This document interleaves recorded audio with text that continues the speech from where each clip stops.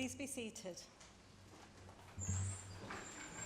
Before proceeding with the formal business of the meeting, I would like to invite Natalia Chepia, a member of the Luton branch of the Association of Ukrainians in Great Britain, to offer some reflections on the third anniversary of the start of the war in Ukraine, to be followed by a minute's silence for all who have lost their lives in the conflict. Natalia, thank you.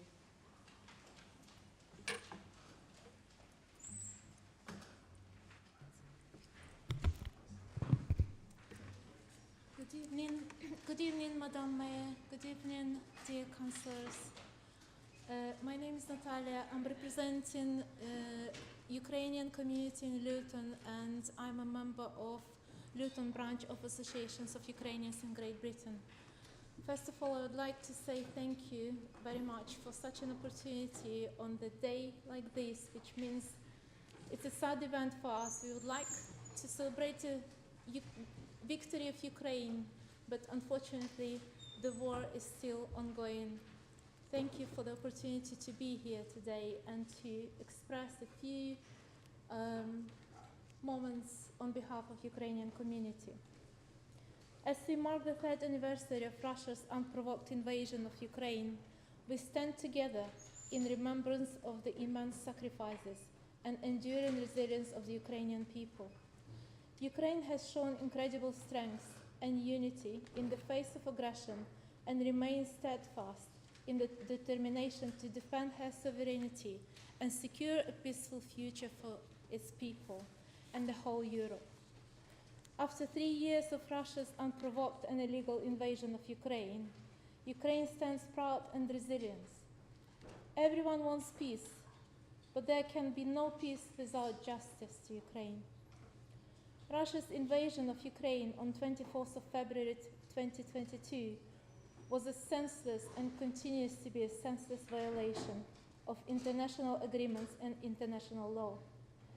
It created the largest humanitarian crisis in Europe since the Second World War and poses a significant threat to peace and security, not just for Ukraine, but the whole Europe. Russia continues to deliberately target civilian infrastructure, schools, hospitals, and Ukraine's environment. I would like to share a few facts in the last 3 years of the impact of the war.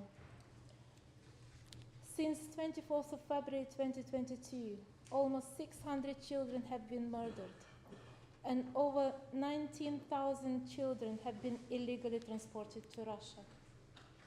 Almost 14,000 peaceful civilians have been killed. Over 3,800 educational facilities and schools have been destroyed or damaged. Over 1,900 medical facilities have been damaged and 300 completely destroyed, including the latest bombarded Ahmedli, the Children's Hospital in 2024. Over 153,000 Russians' war crimes against the Ukrainian people are being investigated, including rape of children, torture and murder, including 376 cases of sexual violence documented by the United Nations. Up to 2 million landmines have been laid over around 174 square kilometers of land. To remove the mines, it would take about 100 years if the war stops now. In spite of Russia's attack on agricultural infrastructure, in 2024, 80% of the World Food Programme stock came from Ukraine, including 725,000 tons of wheat for Ethiopia, Afghanistan, Sudan, Somalia, Kenya, and other countries. These are the facts. But the war is not just numbers. The war is the life we live, the emotions we experience and face every day, and it's also psychological state, especially of our children. Ukraine will continue to resist and fight for the justice of complete victory. Without victory in Ukraine, international law will be meaningless, and peace in Europe and the whole world will continue to be threatened. We call on the UK government and its European partners to continue to provide Ukraine with the military and economic assistance it needs to win this war, including seizure of Russian assets to pay for the damage they have caused. There are few actions we call the UK government and international community to perform and to support with. To strengthen sanctions against the Russian aggressor, to isolate Russia from all international bodies, including the United Nations and UN Security Council, to provide military equipment Ukraine needs to secure victory, to ensure the return of all Ukrainian children illegally taken to Russia and all Ukrainian prisoners of war, to support international tribunals and the International Criminal Court to ensure that those responsible for Russian aggression and war crimes are brought to justice. We would like to say thank you to the UK government, political leaders, devolved governments, all British people, Luton Council, all Lutonians, all the organizations and various communities in Luton for their strong support for Ukraine and displaced Ukrainians. Thank you very much for hosting many of refugees' families in Luton and Bedfordshire.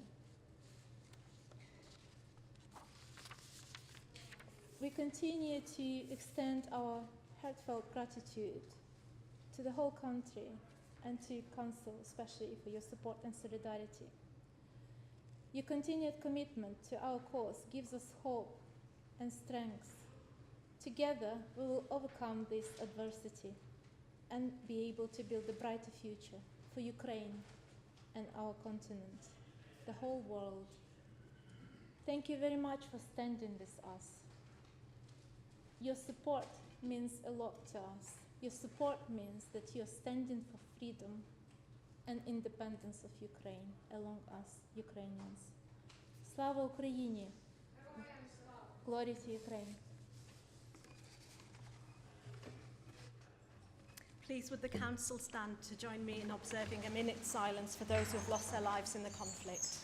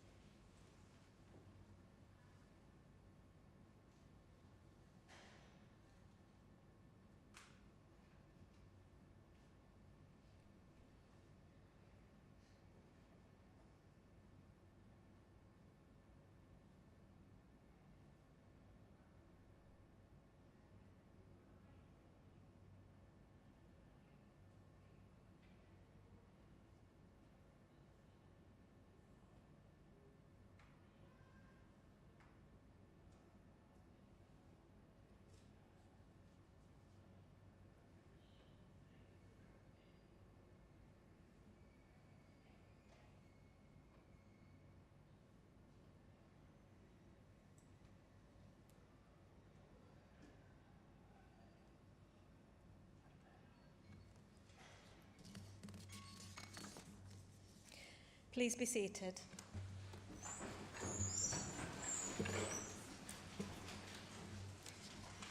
Good evening and welcome to this meeting of the Council. Before we begin, would members please sit in their allocated seats, silence their mobile phones, stand up when proposing and seconding items, switch microphones on to speak and off immediately afterwards. If there is an emergency, turn left out of the chamber, follow the green emergency exit signs to the main town hall and assemble in St George's Square. Please note this meeting is being live streamed to the public. Any member of the public present is entitled to take photographs, film, audio record and report on the business held in public but must not act in a disruptive manner. If they do so, they may be asked to leave. I now invite Councillor Hazel Simmons, Executive Leader, and Councillor Javed Hussain, Deputy Executive Leader, to make their annual presentation to the Council.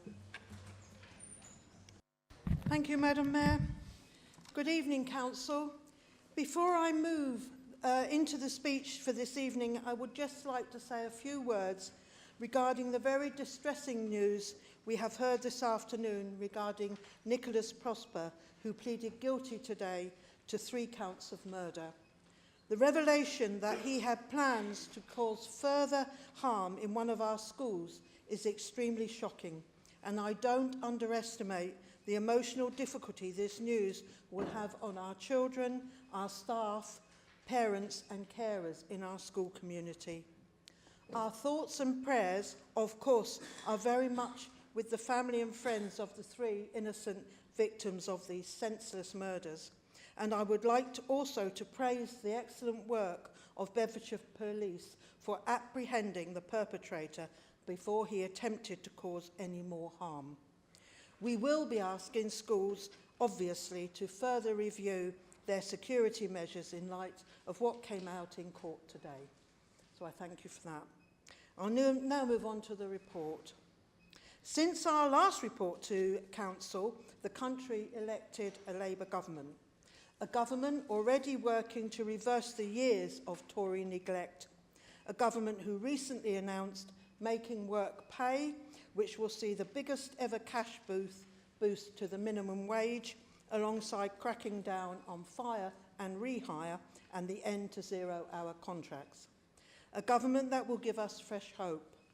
However, let's be very clear, across the country we still see continued challenges, rising costs, economic uncertainty and struggles that too many families still face daily.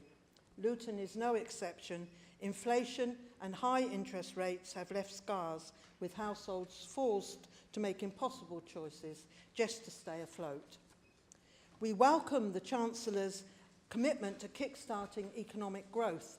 One of the most important steps in that journey is securing the expansion of London Luton Airport, a project that will bring 11,000 new jobs, inject 1.5 billion into our economy and support vital community causes with an additional £13 million per year by the mid-2040s.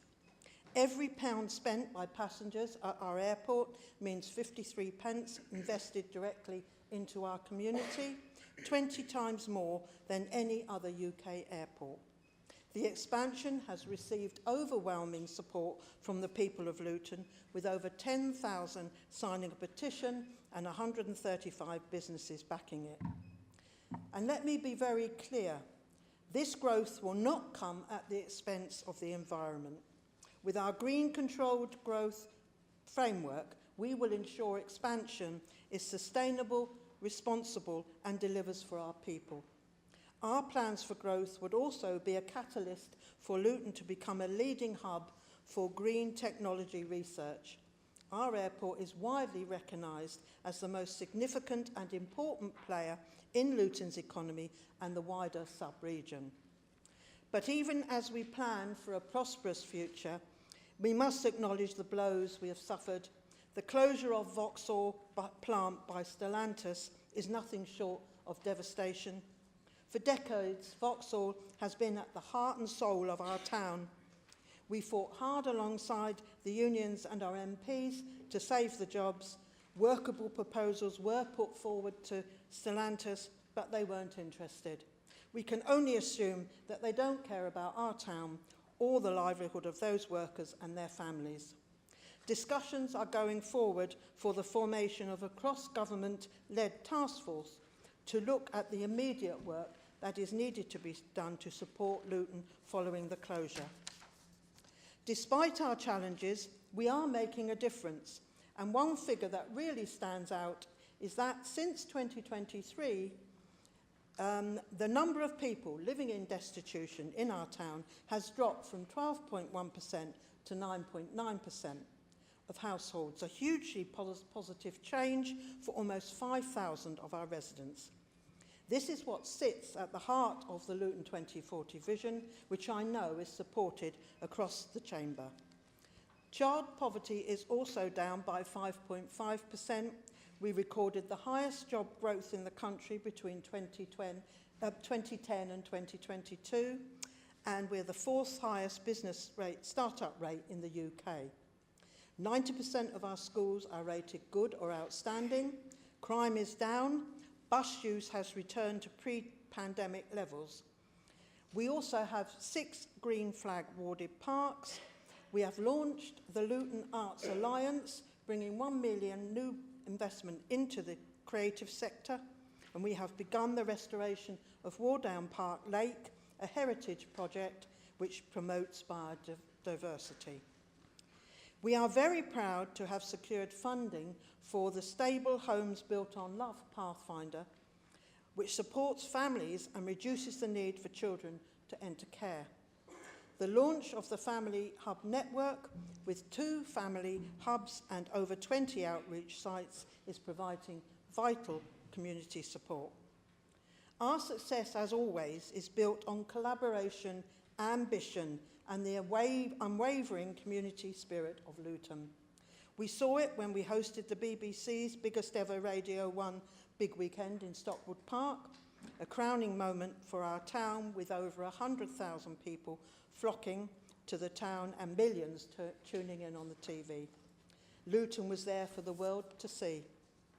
We see further Luton 2040 successes in the voluntary sector, where we stand as the second most generous town in the country, where when people struggle to put food on the table, to keep warm and to make ends meet, our community steps up. And this council will continue to champion and support those efforts. We are committed to ensuring people claim their benefits that they are entitled to and making support services as accessible as possible through our new Supporting You website. But we must be honest about the challenges ahead. Housing remains a crisis, with more families than ever seeking support. The unsustainable right to buy policy has drained 282 homes from our social housing stock since 2019. We are building 52 new council homes, forming partnerships to deliver more affordable housing and working to protect families from eviction. But we need a change at national level. We need fair funding, because right now Luton receives the second lowest per person funding in the country. This is unacceptable, and we will continue to lobby to get what the town is due.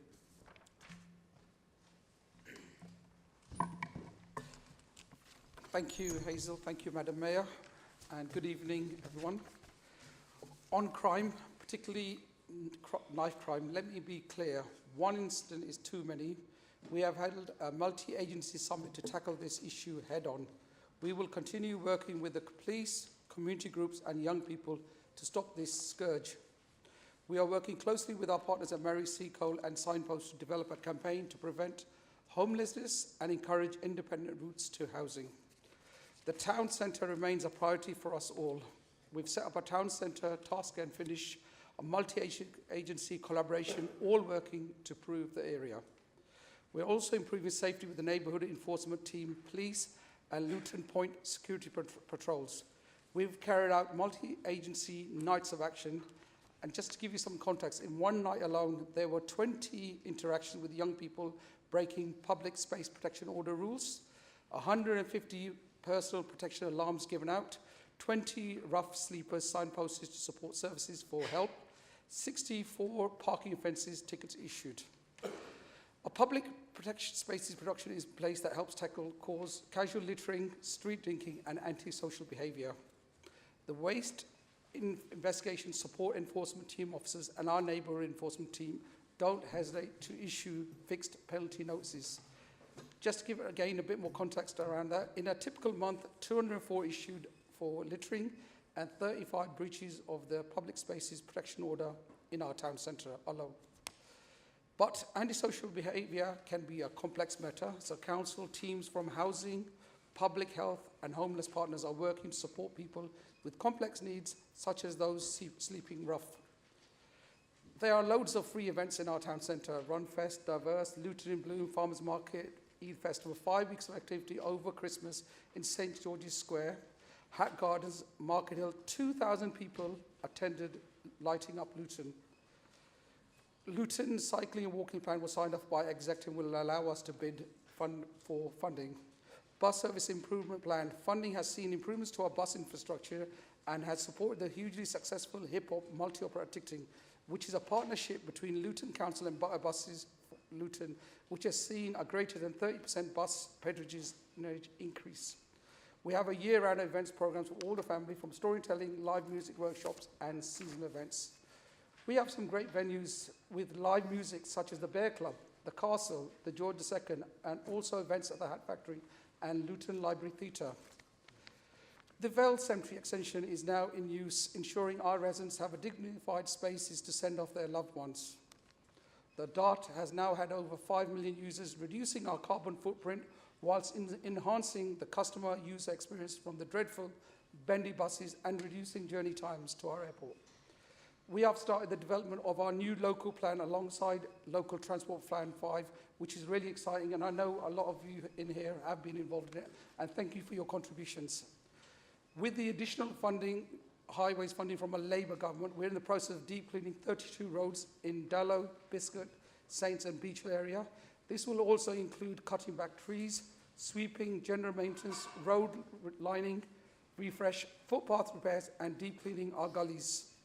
Currently, we have 2 parking enforcement officers out and about using new electric bikes, which is great for sustainability, reducing emissions and healthier for our staff. We are in the process of rolling out our car club. As soon as we finalise the details, we will share them with you. In the next year, we will install around 150 EV charging points for terrace properties which do not have off-road parking to encourage a transition to cleaner EV vehicles.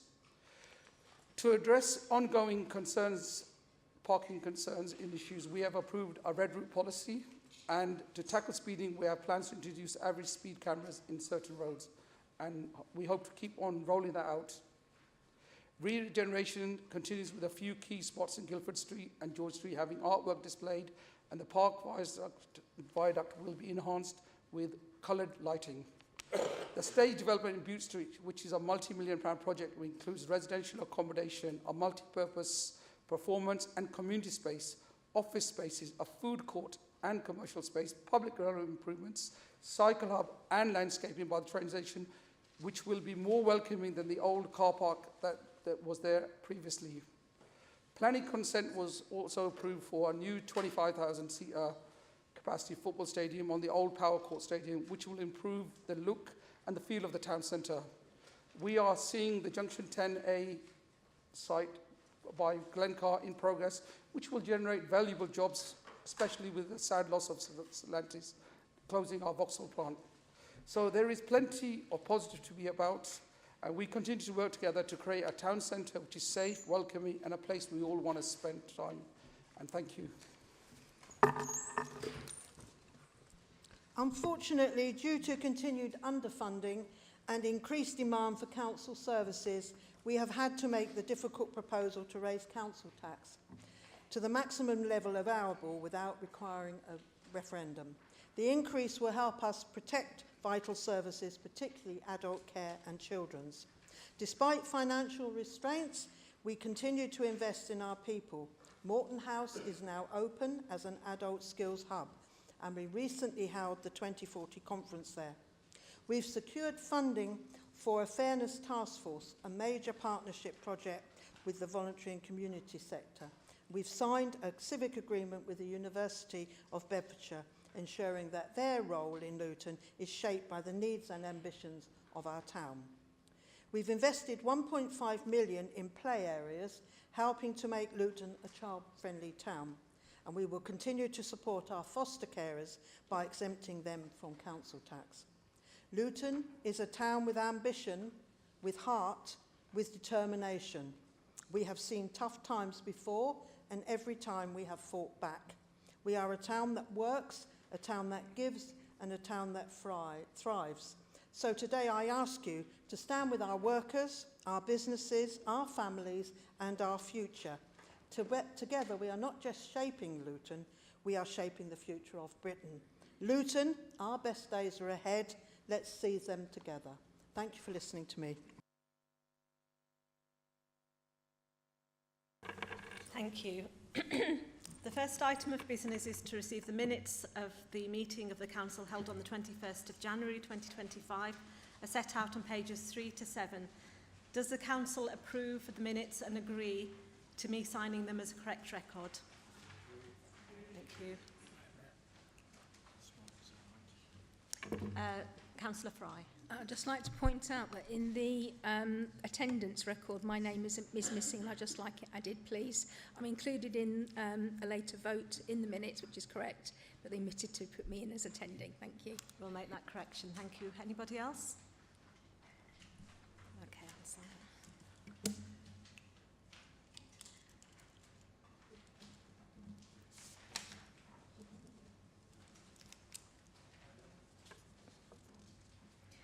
Are there any apologies for absence from this meeting? Madam Mayor, I've received apologies from Councillors F. Begum, Councillor Bridgen, Councillor Isles, Councillor Keane and Councillor Latif. Are there any further apologies from the floor? Okay. Members, please note that voting will be by exception, other than the exception of the motion on the budget this evening. Rather than calling out each member's name to record their vote, I will ask members to indicate if they wish to vote against a motion. If no member votes against, I will declare the item carried. The outcomes will not be recorded in the minutes unless 6 members of the Council indicate that they wish for this to happen in accordance with Standing Order 21.2. As members will be aware, I have agreed to take an item of urgent business this evening in accordance with Standing Order 6.1 to receive a recommendation from the exec held on the 27th of January 2025. I will take the item immediately before agenda item 6. The report has been circulated separately and copies are available at the meeting. On Saturday, 8th of March, I will be hosting an International Women's Day event between 3 p.m. and 7 p.m. in the Council Chamber and committee rooms at the Town Hall. Myself and my co-host, Councillor Maria Lovell, will be joined by Sajid Zafar, an inspirational keynote speaker, award-winning author and leading psychologist. Please join us if you can. This event is open to both men and women.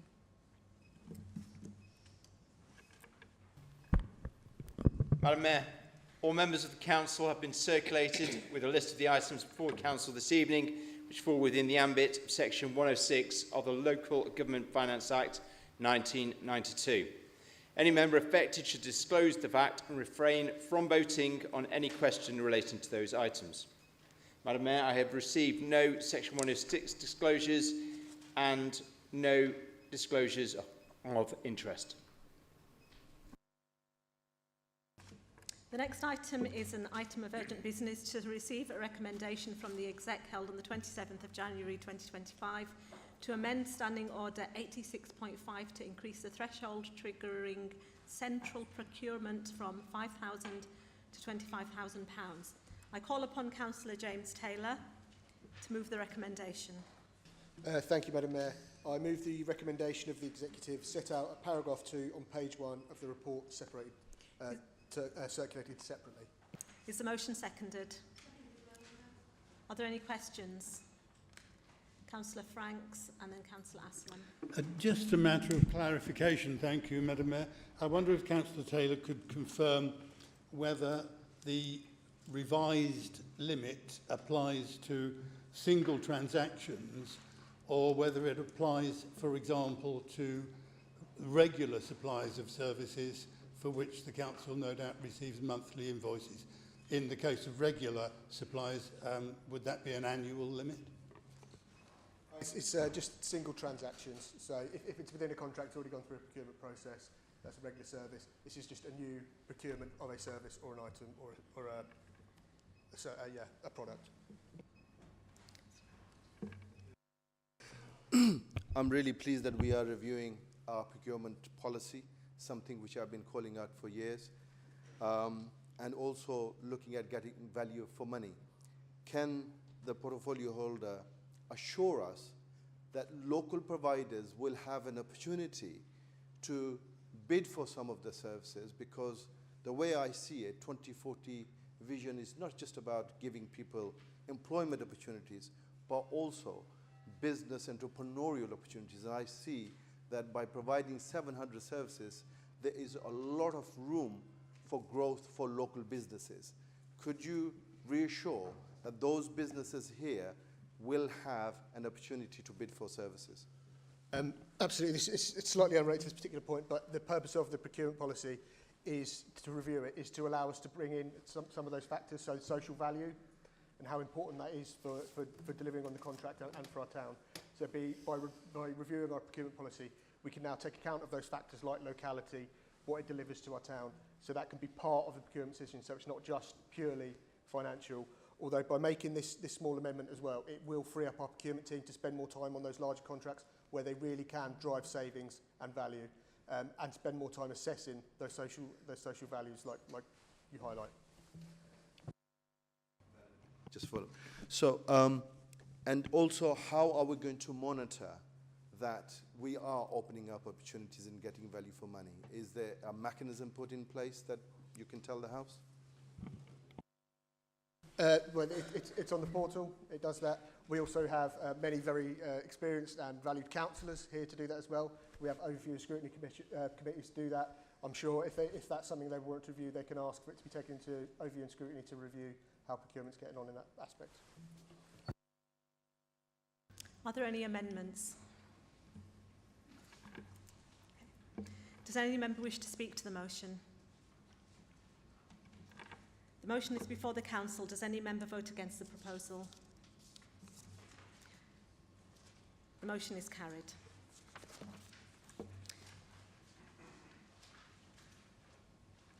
The names of councillors voting on a budget decision must, by law, be recorded in the minutes of this meeting. This will apply to the next item agenda, 6.1. At the appropriate time, Chief Executive will call out each member's name in turn. Please respond with for, against or abstain so that your vote can be recorded. I now invite Councillor Roach to move agenda item 6.1. Thank you, Madam Mayor.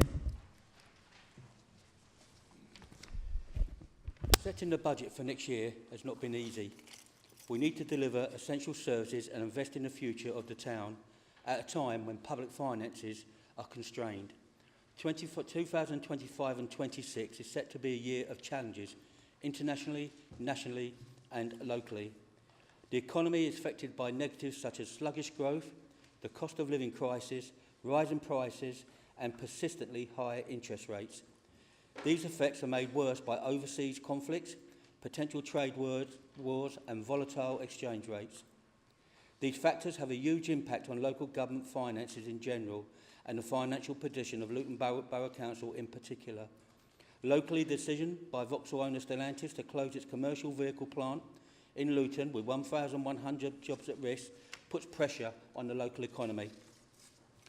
The challenging economic environment results in increased demand for core council services such as children and adult social care, SEND transport, supported living and homelessness. The council cannot avoid allocating money to these areas, and that means there is less funding available for other services. These ever-increasing pressures on demand-led services have resulted in a potential core budget deficit of around 12.7 million for 24-25, and the 25-26 budget has only been balanced by factoring in the 10.7 million of transformation savings and deficit recovery plans. Delivery of these savings will be pivotal to maintaining a balanced and sustainable budget over the medium term. A resilient council delivers its savings plans and does not rely on drawing down on its reserves. Looking to the future, this is going to become more and more challenging for the council. This position is not unique to Luton, but systemic through local government, with increasing numbers of councils having to issue Section 114 notice. Luton is fortunate not to be in a position of declaring virtual bankruptcy in the immediate future. Instead, the council is looking to secure a better future for the town. The 2040 vision sets an ambitious blueprint, Luton as a healthy, fair and sustainable town where everyone can thrive and no one has to live in poverty. The corporate plan builds on the success of Luton over the last few years by tackling poverty so that everyone can benefit from the future growth in the town. The capital programme supports significant regeneration projects such as a stage project. The council continues to drive its town-wide vision that was launched in October 2020, and the proposed budget is a key to its ongoing development and delivery. This report sets out our budget priorities linked to the vision, corporate priorities and target outcomes as we lay at our roadmap towards our long-term ambitions by 2040. The recommendations of the Executive are in front of full council on page 8. Thank you, Madam Mayor.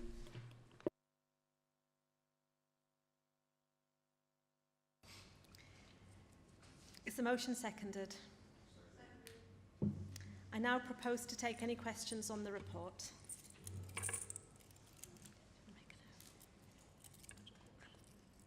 Okay, we've got three. We'll start with yourself, Councillor Franks. Thank you, Madam Mayor. Just- I understand you've agreed to give me 20 minutes. Just one moment. Councillor Roach, could you just look at your notes and complete the paragraph in your notes?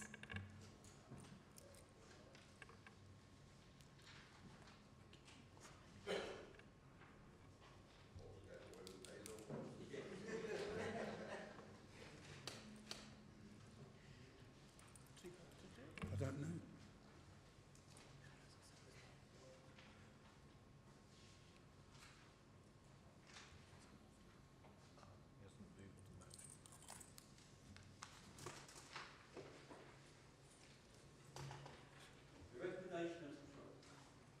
Recommendations of the Executive, 10th February 25. Oh, sorry, it's the wrong one. I do apologise.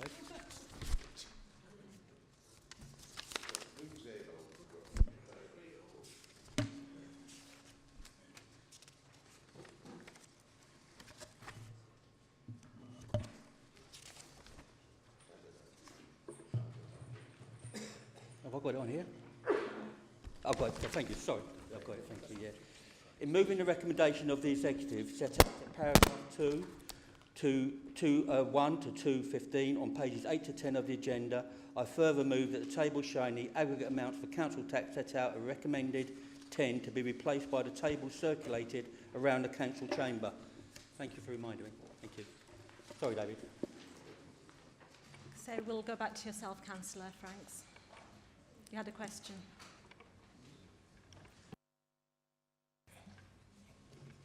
Thank you, Madam Mayor. Be interesting to see who seconded the motion, but there you go. Different to the normal way that we invite questions. I do now propose to invite questions on the report, but before taking any questions, I would advise that under standing orders, a member may ask only one question plus supplementaries. However, I have discretion to allow a member to ask more than one question. In accordance with the budget protocol, I am going to allow the first member of each of the Liberal Democrat and Conservative groups who indicate that they wish to ask a question to ask an unlimited number of questions and supplementaries of the mover of the motion within a total time limit of 20 minutes. The normal rules will then apply to all other members. Are there any questions on the report, Councillor Franks? Yeah, thank you, Madam Mayor. I do hope this delay isn't actually being counted as part of my 20 minutes. On the general issue of budget cuts, it's interesting to note the executive version of what is now recommended on page 8 included the phrase, subject to appropriate consultation taking place and being properly considered. The consultation phrase has been dropped for the full council version. Does this mean there is to be no consultation? What paragraph are you looking at, David, please?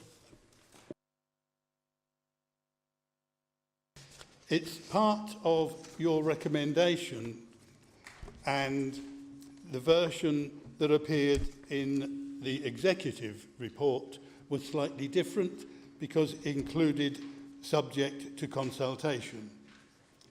There is no reference to consultation in the amended version you're putting before this evening. I seem to recall reading about the consultation in the amended version.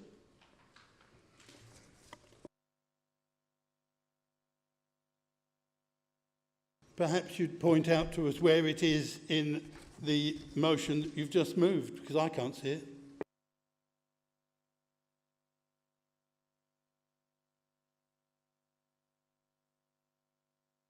We'll have to ask officers to help me on this one. I remember seeing about the consultation. Will you inform the councillor what page it's on, please? Thanks. The reason why in the executive we had reference to consultation because the consultation with stakeholders was still taking place, and after the consultation takes place in full council, we don't have further consultation. So that's why the recommendation says we take all the consultation into consideration, and now we're moving the recommendation to full council.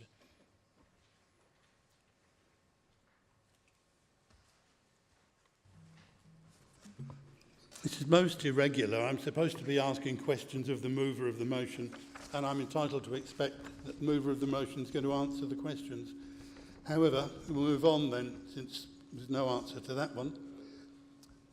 Recommendation Roman 5 on page 8 of this evening's recommendation refers to an 11.7 million pound overspend in the year 2024-25. Paragraph 4 on page 10 talks about a core budget deficit of 12.7 million. And the second bullet point at the top of page 17 tells us the core services deficit is 11.6 million. Further than this, on page 41, paragraph 41 on page 20 tells us that the core deficit is 13.3 million. Are any of these figures correct? And what do you expect the actual deficit at the end of March 2025 to be? Is it 11.6 million, 11.7, 12.7, 13.3, or are you making up the figures as you go along? And what, please, is the difference between an overspend, a core budget deficit, and a core services deficit? In relation to the figures, the one that's the deficit is the one you didn't mention, which is 10.7 million. So that's not one you didn't mention. If you want to know how we come to that, we did have a 33 million deficit, but we got good funding from the Labour government this year. And with the increase of the council tax, the deficit for 25-26 is 10.7 million, and we know the savings are going to be done through the transformation and deficit recovery. So that's the figure.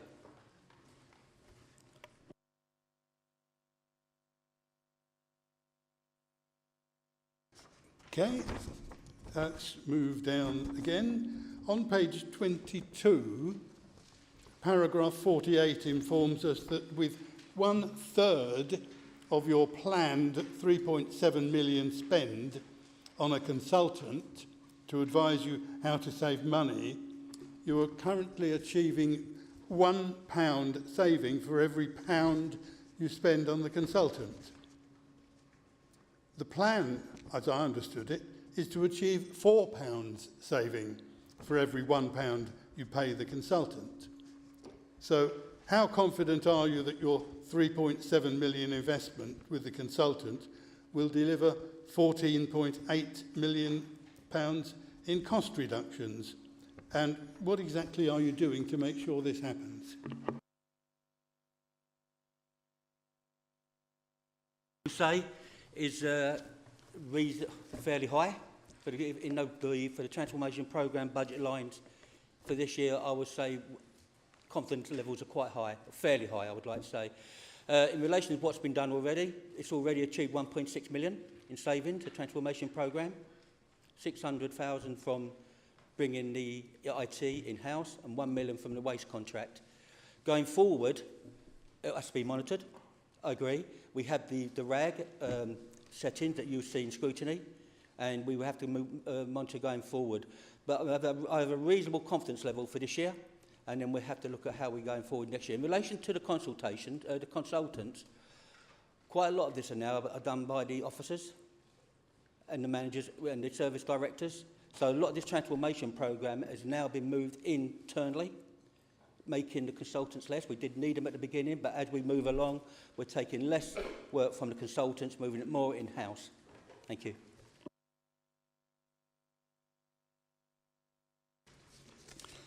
Looking at page 24, I note that one of the risks involved in your budget is a possible failure to achieve a 96.5% council tax collection rate.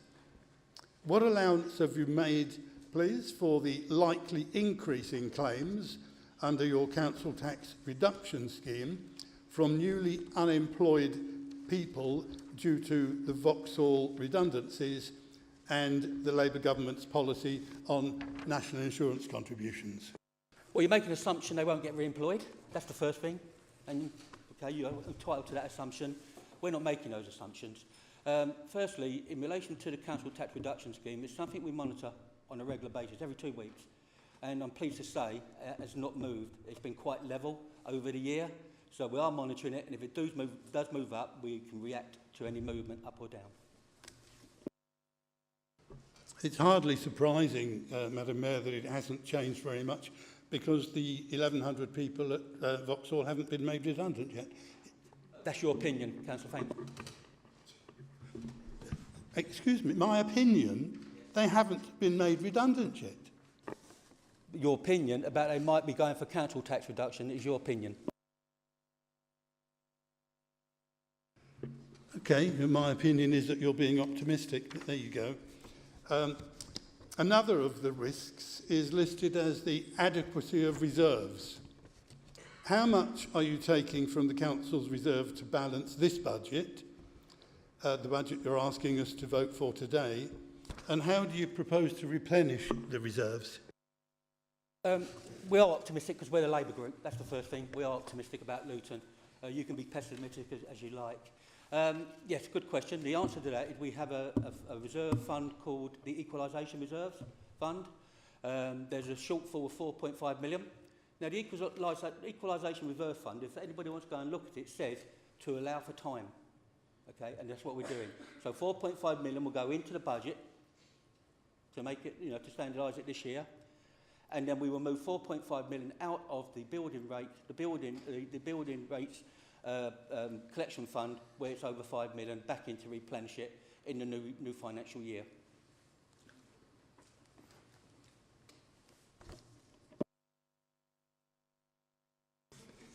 Yeah, wishful thinking, but there you go.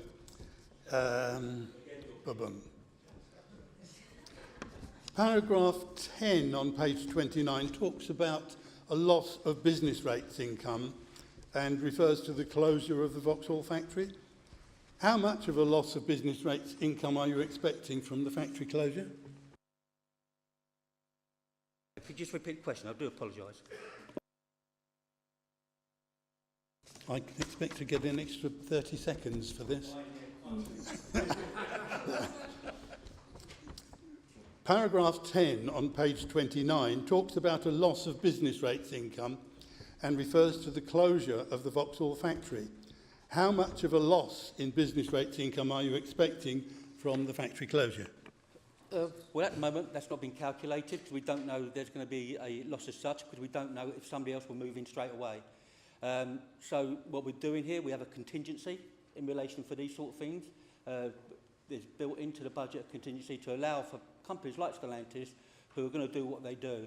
And once we know the outcome of what's going to happen there, when they move out, then obviously we can do that calculation and have a look at that point. But at the moment, we don't know what's going to happen, so we're just going to, we've got a contingency in place in case. Okay. At least there's some hope there. Is the Council aware that unless the factory is completely demolished, the owner, whoever that may be, will still have to pay the full business rates on the premises? And since the Council has stated its wish to become the owner, where in the budget can I find a provision for the Council to pay these business rates to itself?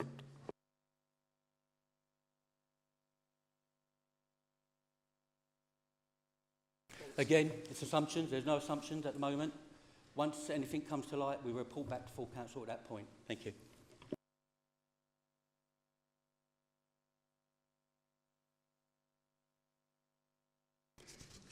Okay, not making much progress, are we? But never mind, we press on. Page 49 gives us interesting figures predicting the continuing budget deficit over the next 4 years, which amounts to almost 23 million and assumes a £3 million increase in government grant every year. Given that the recent government announcement that inflation has gone up to 3%, and this year's government revenue support grant has increased by only 1.7%. How realistic are these predictions? Well, I think you said the assumptions, David. That's what we have to look at. We have to make assumptions at that moment of time. As things move, we will move with it. Thank you.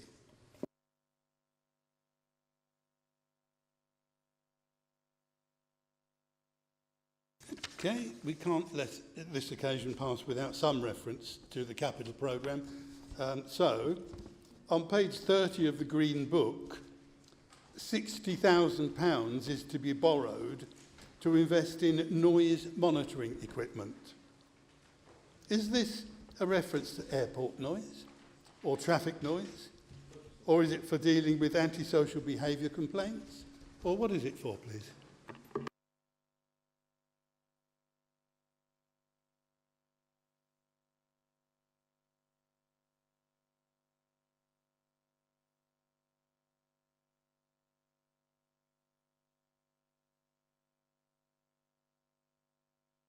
Page number and the item number? 30, view 205.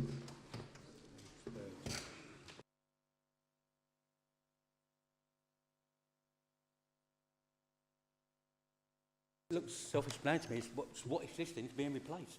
That's what it's saying,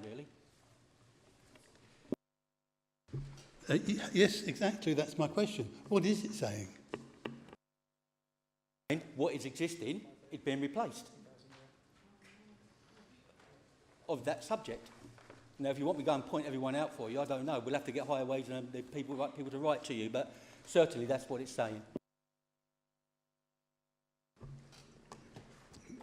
So, no increase in noise monitoring then, thank you.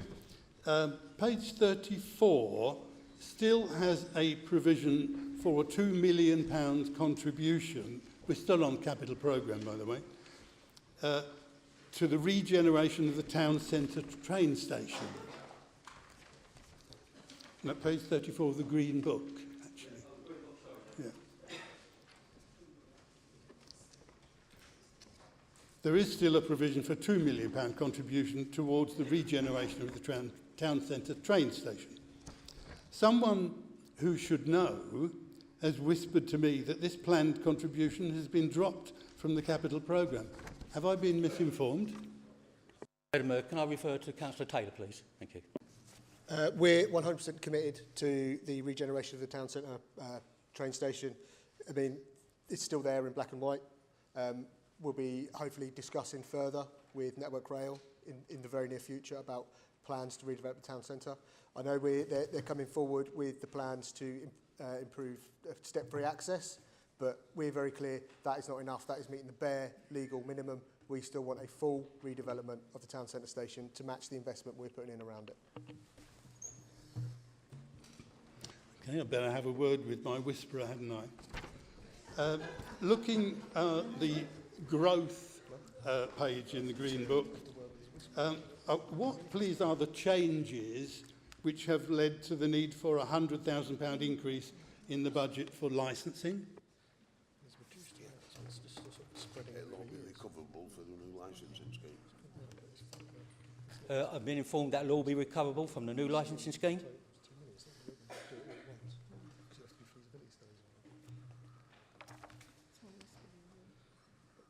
Okay, let's have a look at the savings in the Green Book then. There's one interesting one here. Which community centres, please, are to see their funding cut by 55,000 and 95,000? That's 8 lines up from the bottom of page 24 in the Green Book.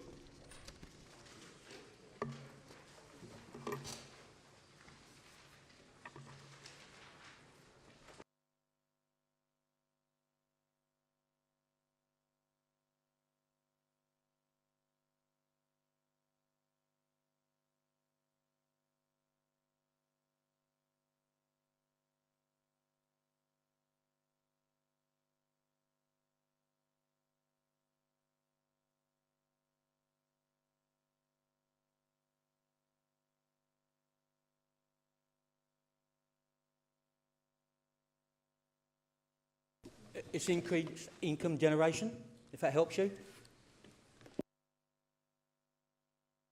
Yeah, we are being optimistic, aren't we?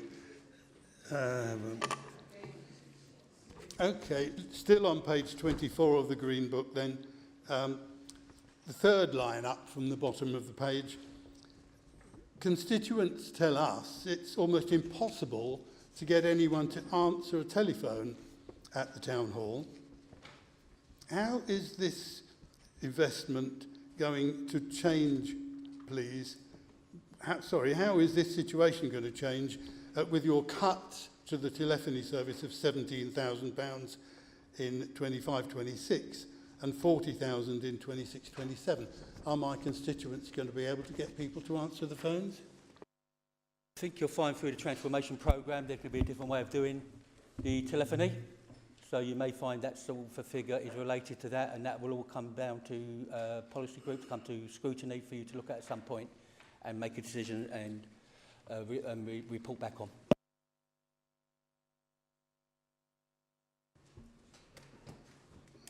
We're not getting very much answer here, are we? But there you go. Page 25 then in the Green Book, 4 lines up from the bottom of the page. You're going to organise and develop customers to save £200,000. How, please, are you going to organise and develop customers, and which residents will be affected?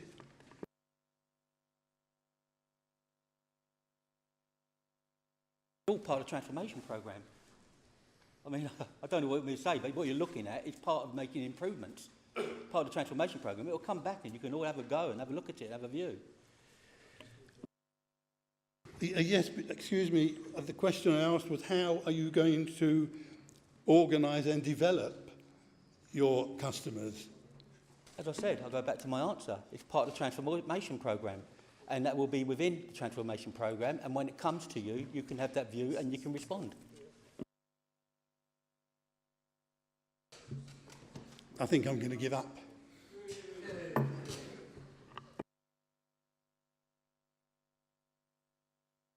Councillor Khan. Mayor,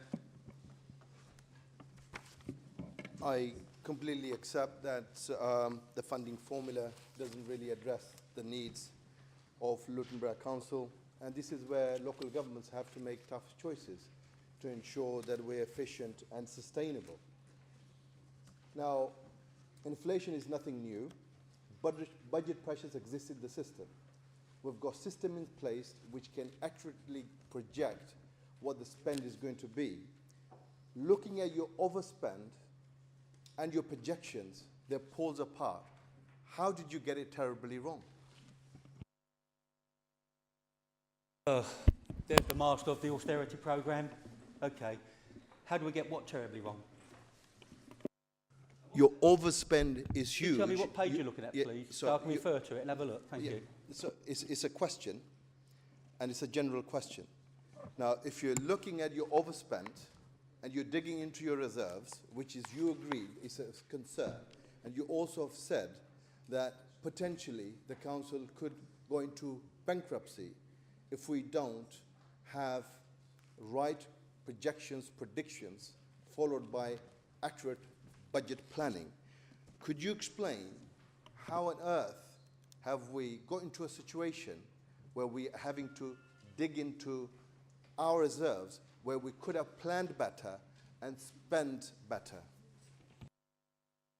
Let's start with 170 million austerity cut, shall we? Okay, would you like to answer that question? Okay, not yet. Okay, so I know you'd love to, but not yet. And there's no answer you can give, I think, that will satisfy any of these people in this room or the people of Luton. The pressures and demands that we hit last year, I think, went to probably around about 9 million more than what we looked at, that was coming in. All of a sudden, adult social care is going along nicely, then the demand just went up. We have to work with that demand. We have to put money into that demand. As we said earlier, we have to service the demand, which leaves less money for other places. How do we work going forward? Getting ahead of the demand. That's how you work going forward, trying to get ahead of demand. And that's what we're trying to do at the moment in time. With portfolio holders here, with the officers, get ahead of demand, early intervention programs. You're going to be fed up with this word, transformation, transform the way the organisation works to get ahead of that demand. I think you've been hiding behind that transformation word quite a lot this evening. Sorry, it exists, it's real, and it's massive. It's part of the whole organisation. No one's hiding behind an organisation, a transformation organisation. And hence you're using real the reserves. And it's factual. And then hence you're using the reserves. If there was truly a transformation program in place, you would have done it right at the beginning, and you wouldn't find yourself in this position. You would have made those difficult choices, and you would have understood that demand. You were sitting here. Is that what you mean? Well, I'll tell you, when I was sitting there, we didn't Is that have what you mean? When you were sitting here?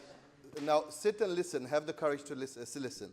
When I was there, we didn't dig into reserves, right? You have when I've left, okay? That's your answer. Hang on a minute. Let me explain about the reserves. Hang on a minute.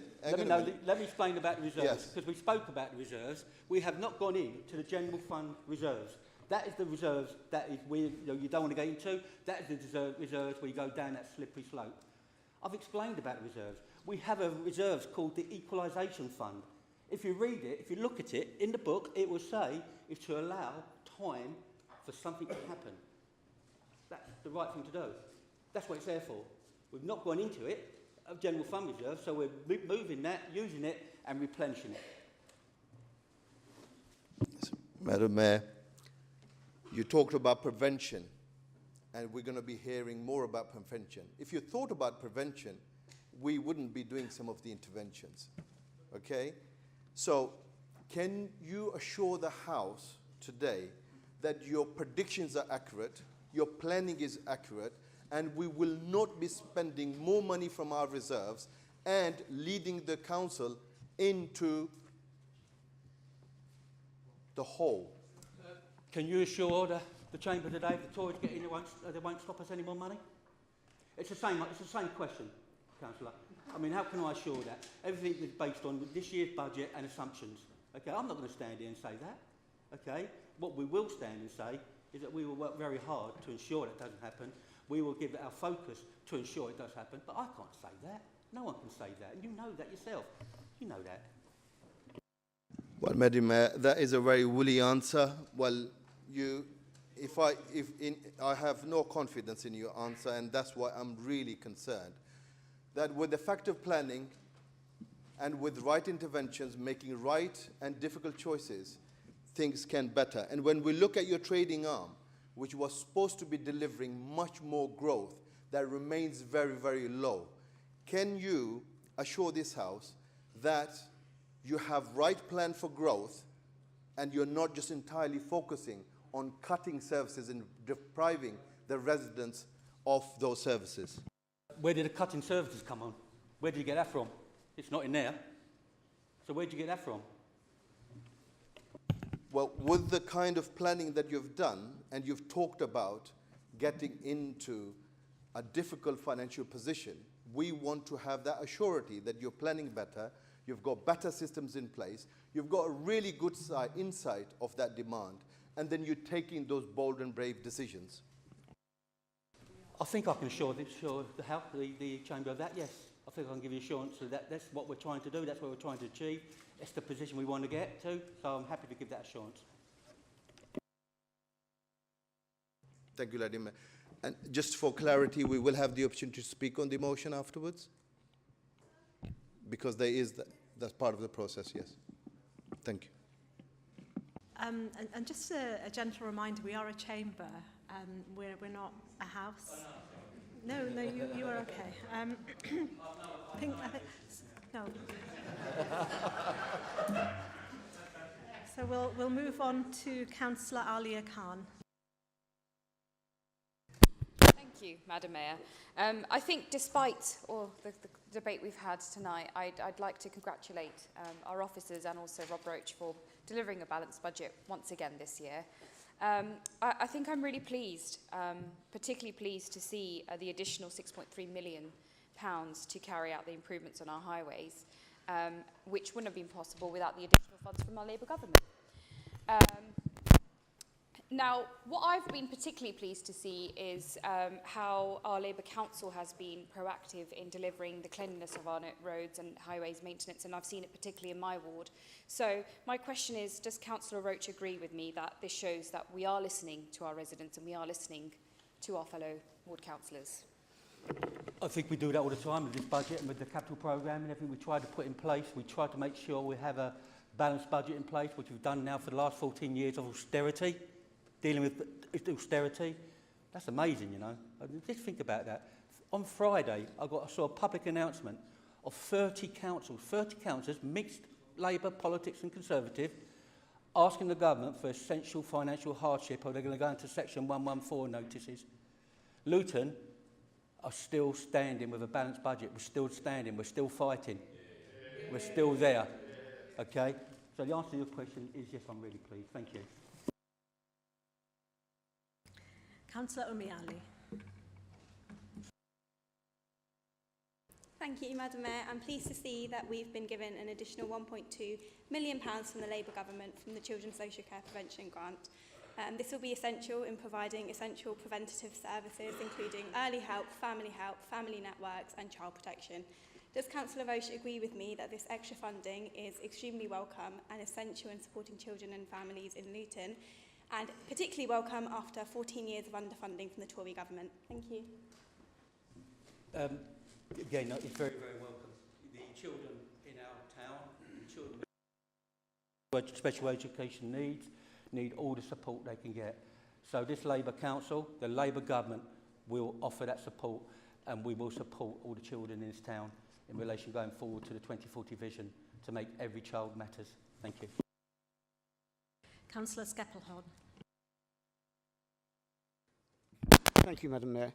I'm in the Green Book, page 23, and it is on the unavoidable cost growth included in the 2025-26 draft General Fund budget, specifically neighbourhood services, waste service equipment costs of just over £1.5 million. Can you give me some details as to what actual equipment we will be seeing?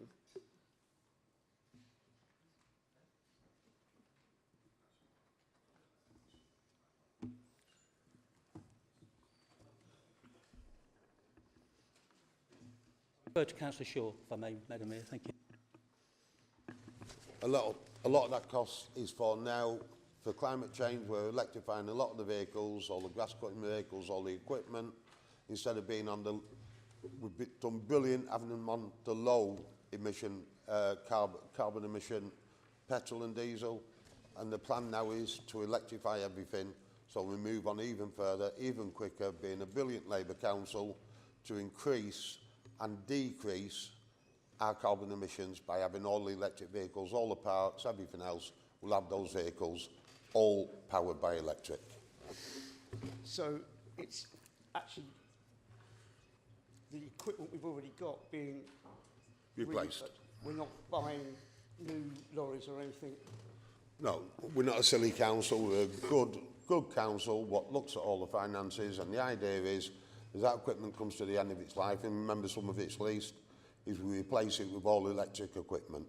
That's the plan, and that's what the money's there for. Councillor James Taylor. Thank you, Madam Mayor. As the portfolio holder knows, we've been carrying out a lot of work to improve the safety and vibrancy of our town centre of late, but an important part of that is improving the built environment of the town centre. So would the finance portfolio holder agree with me that it's good to see £3 million for St George's Square improvement, 300,000 for Bute Street improvements, £1.2 million for Chapel Street improvements, plus library refurbishments within our capital programme, which will help revitalise our town centre alongside the stage and power court developments? Thank you, Councillor Taylor. I totally agree, and it's what I said earlier. The capital programme that we bring into the chamber is a capital programme for the benefit of the people of Luton, as you just heard there. Thank you. Thank you. Councillor Gillian Fry. Thank you, Madam Mayor. On page 110 of 227 in the report, it says that we have a challenging economic environment and that's resulted in increased demands, particularly for send transport.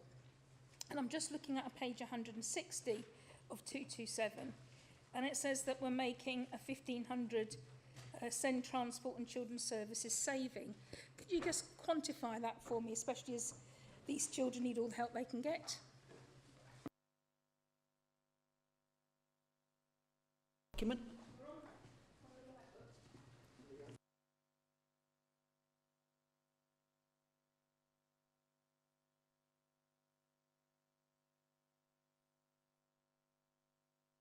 That is related to better commissioning and procurement. Thank you. So is there anyone to give me an answer today? I can't hear you. I can't hear you, sorry. Right.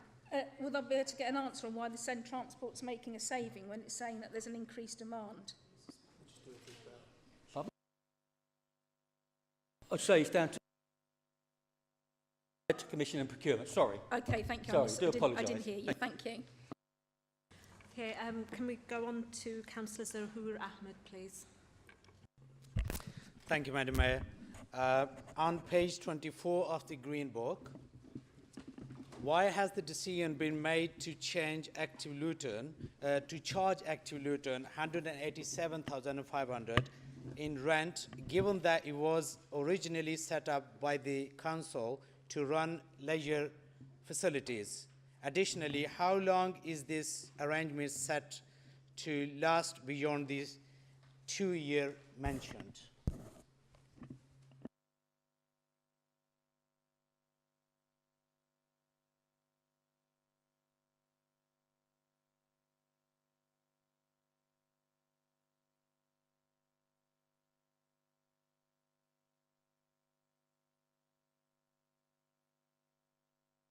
Why shouldn't we charge them increased rent? Why shouldn't we? Is the answer really? I don't know what you're asking me really. You're asking me why are we charging more rent? Because they use local authority buildings, I guess, and we have inflation cuts and we have to recover costs. And we have to do that by increasing rent in places. Okay. Councillor Stevens. Remembering what came before the Petitions and Representation Board meeting on behalf of the Residents Association of Kingsway, on page 32 of the Green Book, it tells us of a planned £5.8 million, top of page 32, tells us of a planned £5.8 million refurbishment of the Kingsway depot. Does this mean that you've abandoned the undertaking given to the Kingsway area residents that there will be a plan for a potential relocation of the depot? Not at all. What it means is we have a report coming back, and again, we will report back once that happens. But no, it doesn't mean we abandoned it, no. So,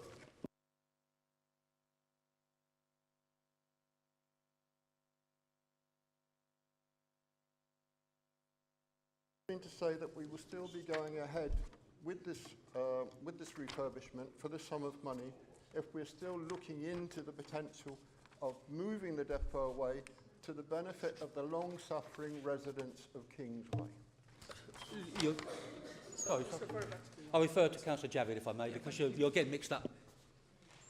So, Councillor Stevens, what we promised the residents about the petition, we're still looking at. That's a separate piece of work, but that doesn't mean that we shouldn't look at the moment to carry on and put that investment in, because that may not justify, we may not be able to find a site. So at the moment we are planning obviously what we would do here, but at the same time, concurrently we are looking at what we promised the residents, and you will see that report. It's being worked on right now for relocating the depot. Thank you, Madam Mayor. When will that report then be coming forward?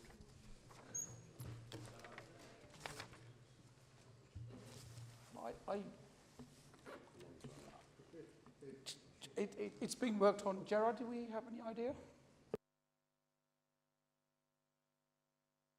Is working on it. Do we have an idea? It'll be the next few months. It's not a long time. He's actually using the I think this is a finance budget. I think Councillor Stevens is using it to get an answer in relation to We'll move on. We'll move on. what he's from saying that. there. But Okay. from the £5 million point of view, you're welcome to answer that, and that's been answered. But the rest of it is not down to finance budget here. Okay. Councillor Basit Mahmood. Thank you, Madam Mayor. Over the past 14 years, this council has had over £180 million taken out of its budget. Would Councillor Roche set out the devastating impact that's had on Luton's residents? I think we can look around the town centre and see it. What are you laughing at? You sat here supporting us for about so many years, and you're laughing at us now. Why are you doing that? Okay, why? You're now part of the problem. Do you not see that? The destitution, the poverty, the austerity, the money that's been taken out of this budget. Okay? The money that's been taken out of this budget.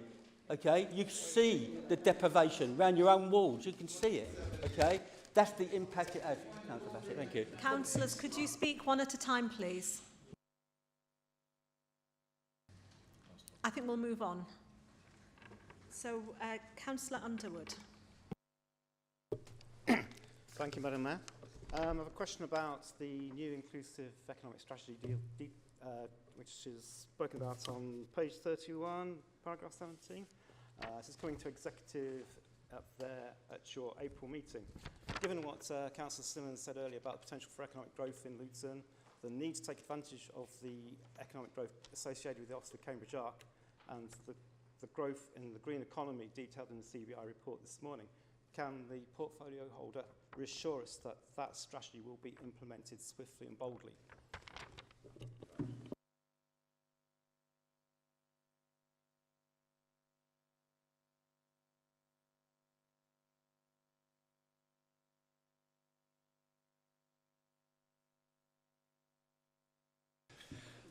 We can give you assurance on that. As it's in this budget, we can give you the assurance of that. Thank you. Councillor Moore.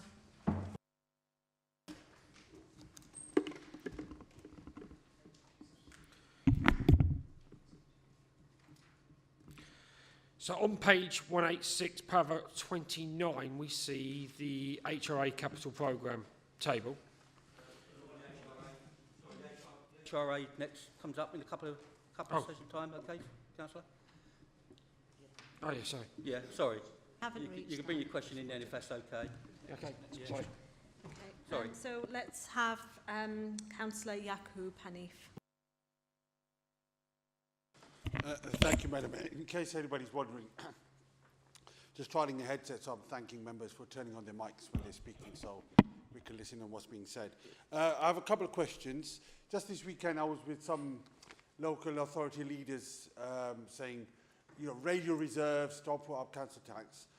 Does Councillor Roach agree with me that, you know, the officers and yourself have done a great job in having a balanced budget without raising the reserves? And secondly, I'm pleased that this budget includes an additional 6.3 million to carry on with the improvements of our highways, including an additional funding for road resurfacing from the Labour government. Does Councillor Roach agree with me that these improvements will help make our roads safer and improve travel around our town? Thank you. Firstly, thank you for the first part of your question, but it's not just me or the officers, it's the whole of Labour group here. This is a member's budget, and we've all been part of trying to make sure that this works. Okay, we've all been part of the heartache and the difficulty of trying to make it work, and we know it's going to be tough, so thank you for that. In relation to the question around highways, again, it is another thing in the capital programme for the benefit of people of Luton, and that's what we're trying to achieve here. What is for the benefit of people of Luton, but it also has, in the capital programme, I think it's around about 3 or 4 million for footways, pavements as well, over the next 4 years. So thank you. Thank you, Madam Mayor. I think, Councillor Roach, my question for you is one of the biggest issues that has been for many years is our agency spend. Can you tell me where we are and what we've done to address this, and what else measures we can take? I can report that the agency spend has gone down 3%, okay, in the last 12 months, and that's the hard work. I think it's gone from 12% to 9%, and we will carry on trying to get that trend downwards, and it is a downward trend. So thank you for your question. 3 million. Yeah, it's a cost of 3 million we've saved in a year on agency spend, and we will continue to have that downward trend. But take into account, on a statutory department, we still need people to work, and we may still need people from agencies to carry out that work. But it's certainly on a downward trend. Thank you. Thank you. Councillor Mahmood Hussain.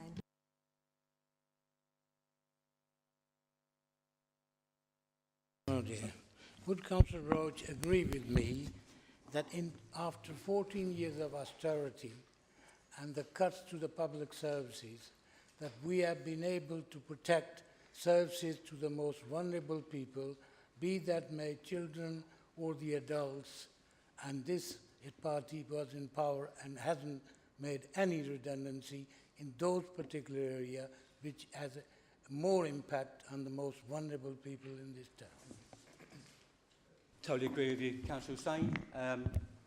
In relation to the first point of the question, yes, I do agree with you in relation to how the austerity programme has affected and the way the Conservative government have an ideology of cutting public services and welfare to higher taxes. That's their ideology, that's fine. People can vote for that or can vote against it. The Labour Party have a principle trying to protect principles of public services and look after the people who they represent, which is the people who are struggling on the ground there. Thank you. Councillor Maria Lovell. Thank you, Madam Mayor.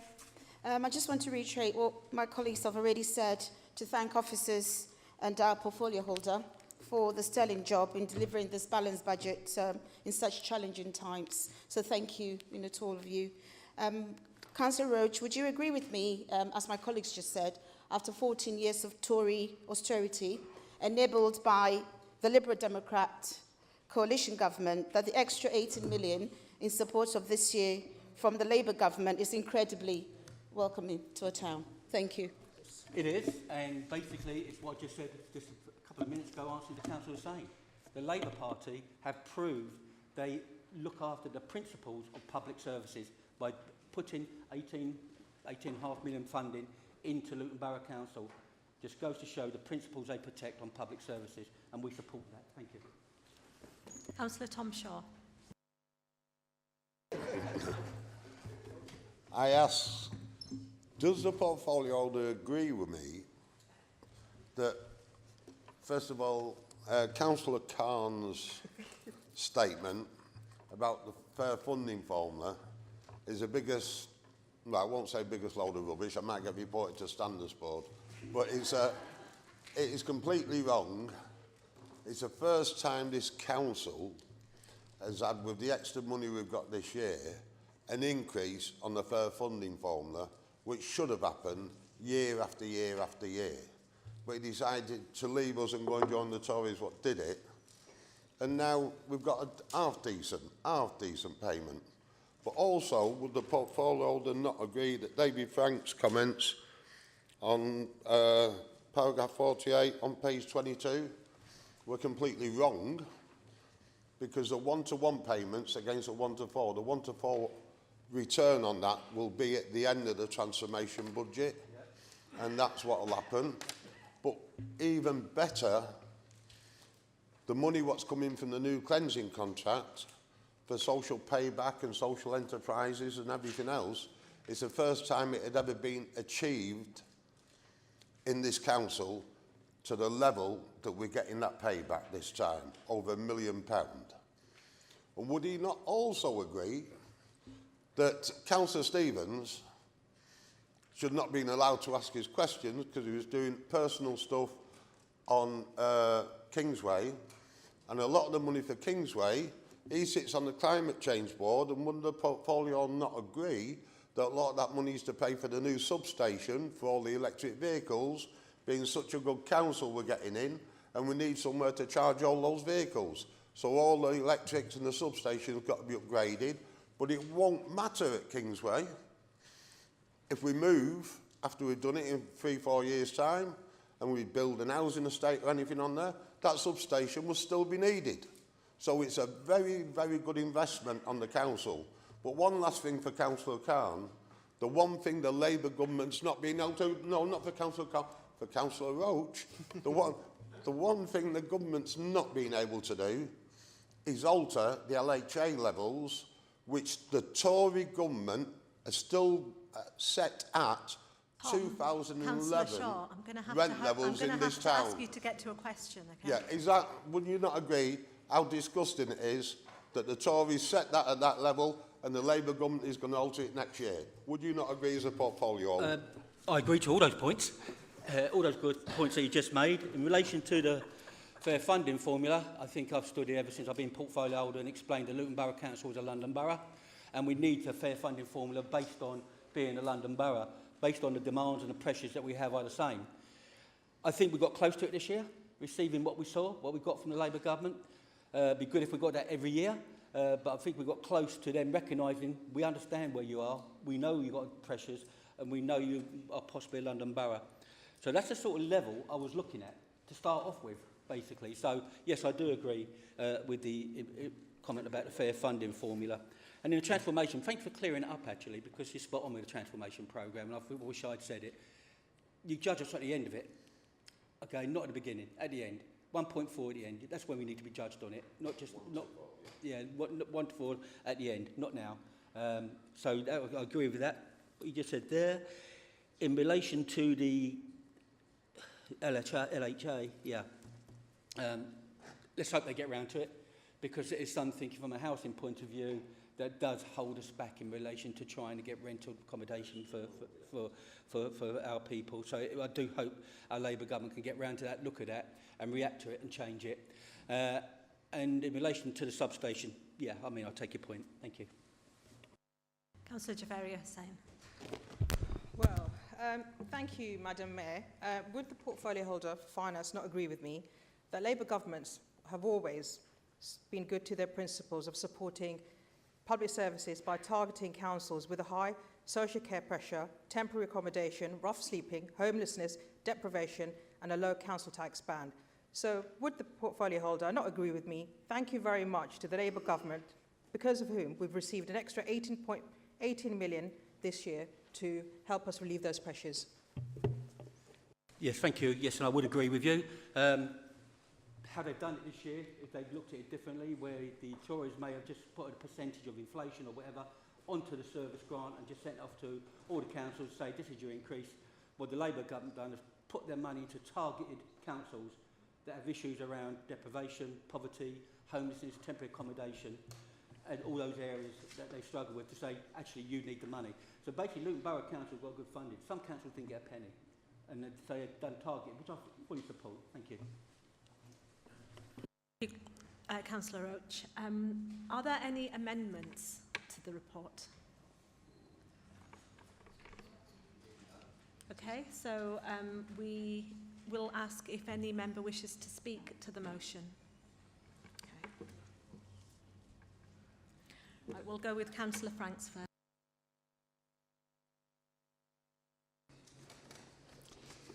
Well, it's been an interesting hour or so, hasn't it? We've had no answers to the very relevant questions. And goodness knows, in a high-risk budget like the one that's presented to us this evening, there are plenty of questions. And it's also full, of course, of assumptions. I recall that at Finance Scrutiny meeting in January, we were told the 2024-25 year-end overspend forecast was going to be £7.4 million.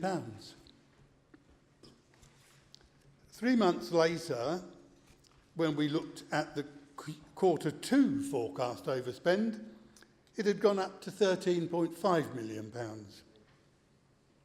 It seems to me the near doubling of the forecast overspend in just 3 months suggests the council's finances are pretty well out of control. And let's look at one or two of the assumptions that they're making. First of all, a £3 million government grant increase every year for the next 4 years. I would suggest that that is more than optimistic, given the 1.7% increase the council received this year. The inclusive economy strategy that we're talking about, again, optimistic. I'm sure the strategy will have lots and lots of very fine words in it, and I hope they actually manage to achieve even some of them. But let's face it, Luton Council has a history of producing very worthy strategies and then actually doing very little or nothing to achieve them. Councillor Franks, I'm going to pull you up on that. I don't think that's fair. Well, you That may is a not very think sweeping it's fair, statement. Madam It's Mayor. not fair to say that strategies are not delivered within this It's my council. perception of the council's history in producing high-sounding strategies. You may not agree with it. I don't ask you to agree with it, Madam Mayor, but it is my perception of the council's history. A further assumption that none of the people the 1,100 odd people who are likely to be made redundant when Vauxhall factory closes, none of the people who are going to be made redundant when the effects of the Labour government's national insurance policy actually filters through to local employers. None of these people, you're assuming, are going to be adding to your list of people claiming council tax reduction. I just don't believe that that's going to happen. I don't believe it at all. It's all summed up, isn't it, by Councillor Roche saying we're trying to make it work. Of course you're trying to make it work. We're all trying to make it work. The question is it going to work? It's a very high-risk budget, and I really can't, in all conscience, stand here and ask Liberal Democrat members to support it, but we'll see what comes, won't we? Councillor Roach. Just very quickly, sorry. Again, you're entitled to your opinion, because although you might say that's assumptions, that's opinions, okay? And you're entitled to your opinion. Councillor Roach, actually. Sorry. Yeah, to be fair, I mean, we'll come back to you. So, Councillor Aslam Khan. Thank you, Madam Mayor. Tonight we heard a lot about national references and how Conservative policies have impacted this council, and everything is blamed everyone else but the House itself.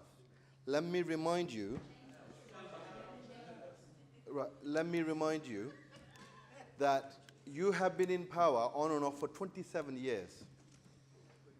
The town has not got to in this situation overnight.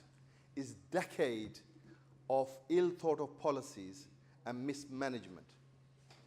The regeneration was entirely in your hands and delivered those projects that have been planned for years and decades, and you failed to deliver.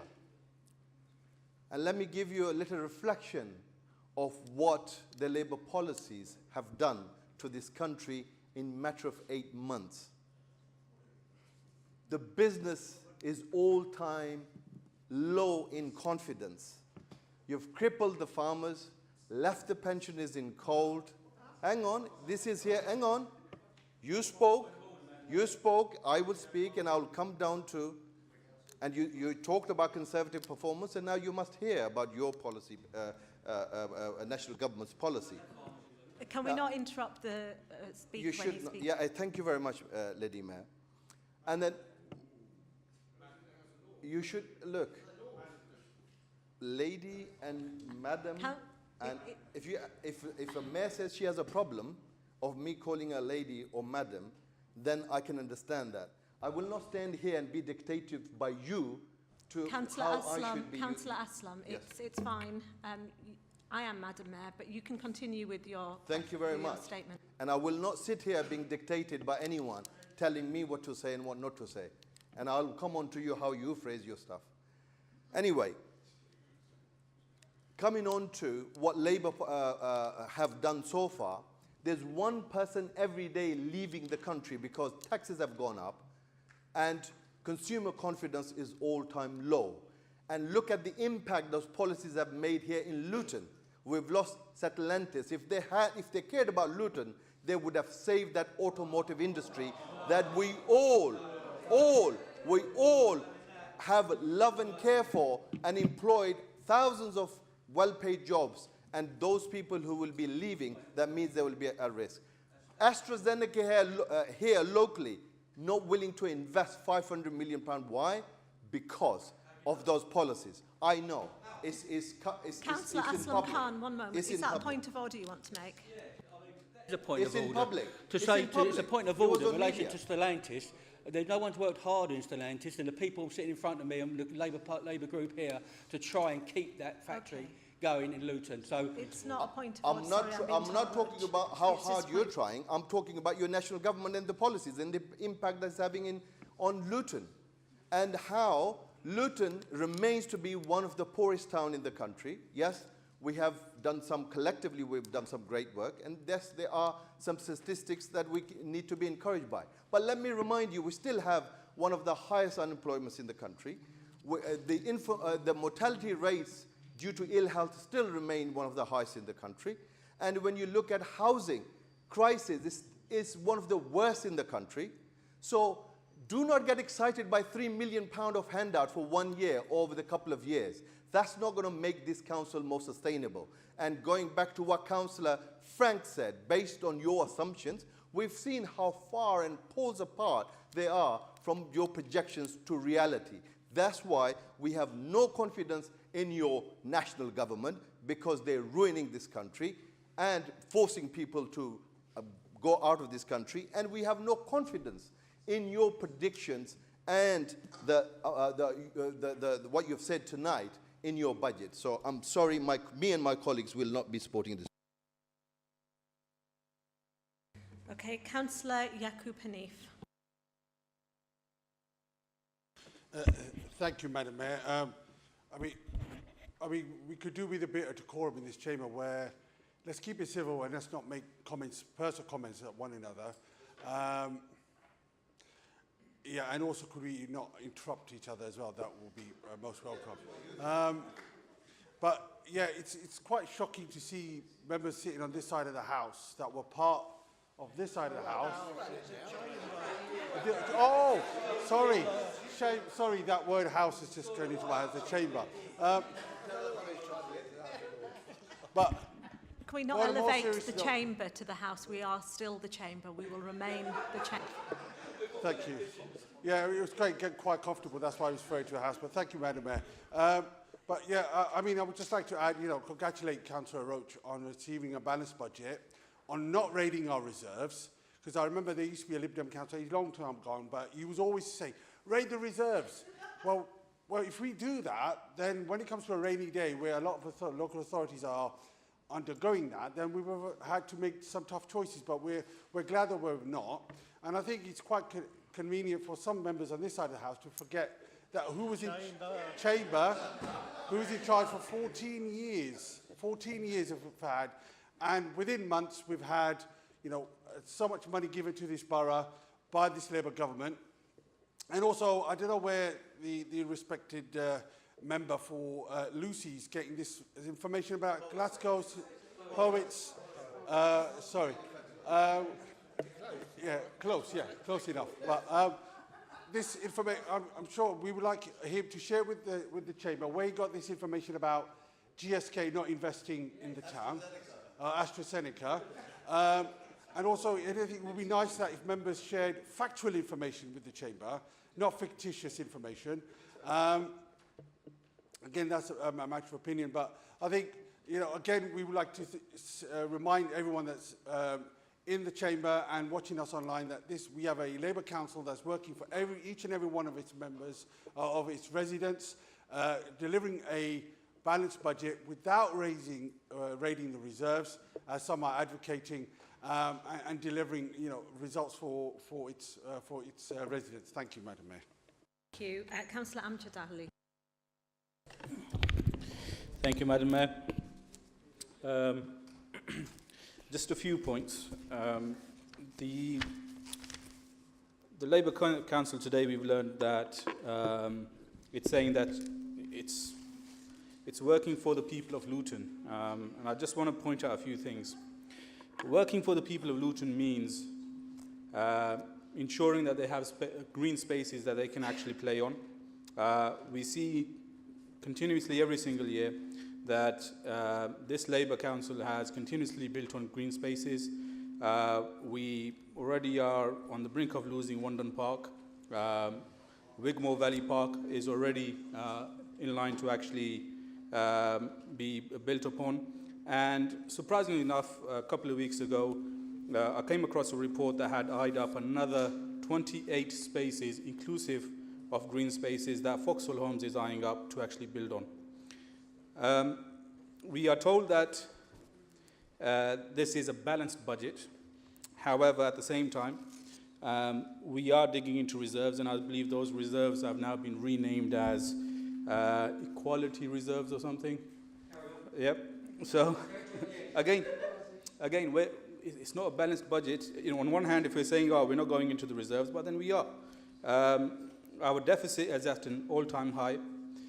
We talk about the town centre. Aggressive bagging in the town centre is still prevalent.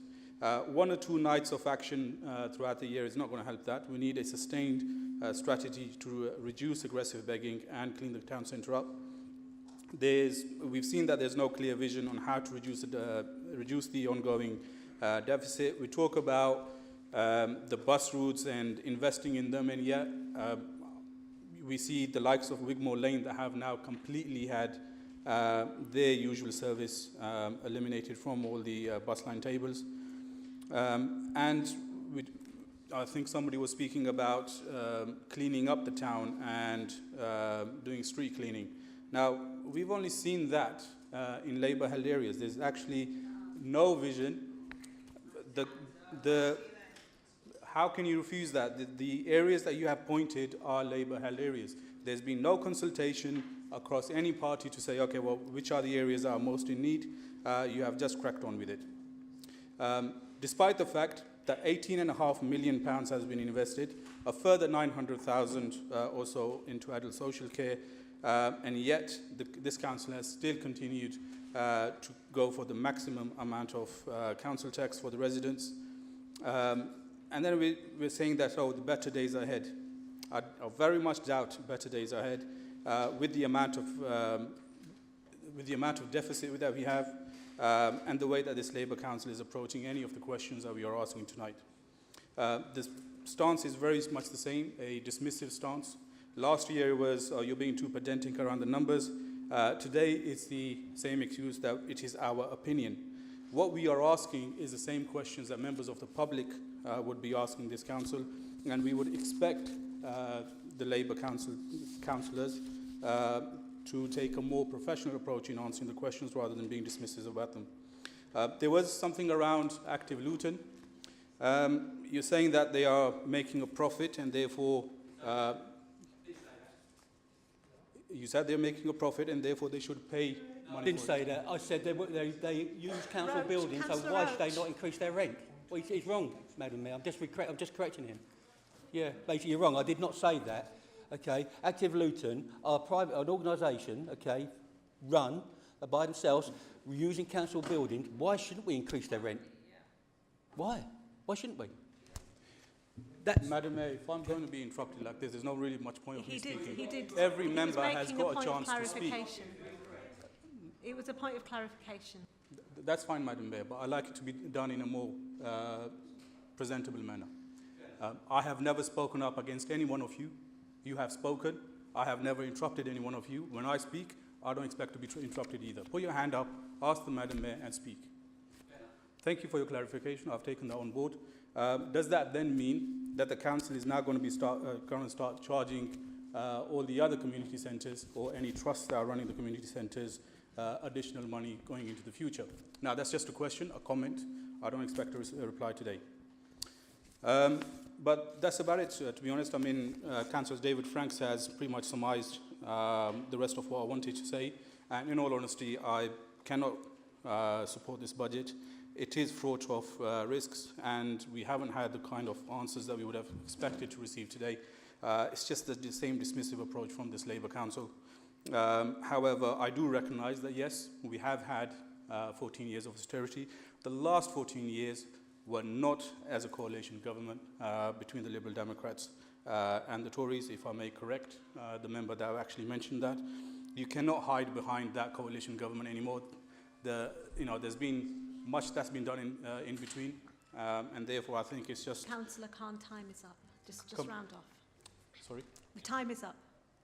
The Time time is is up for your comment, yes. Yeah. Okay, I didn't realise there was a time there. However, if I can finish my sentence and then I'll be done. Hiding behind all those coalition periods is not actually good enough. I mean, it's just ridiculous that now we're bringing all of that back in again. However, just to finish off, and thank you, Madam Mayor, I didn't realise there was a time limit there. However, I would encourage my team to actually abstain from the budget, because I certainly cannot support it. Thank you. Councillor Ali Point of order, Madam Mayor. I've waited till Councillor Ali. On 2 points. First of all, Foxhall Homes, you mentioned, your exact words were, Foxhall have got 28 sites on open space. Councillor Roach, that's not a point of order I'm being advised. He actually stated it. That's his words. Point of order. Okay, He's misled the council. No, hang on. A point of order is a breach of council orders. So if you know which order has been breached, then you can I say 10.9 where he's, he's actually misquoted me as well. So you're making a personal clarification? Yeah, he has misled the council with his statement tonight. He's misled the council. Are you going to allow him to mislead the council?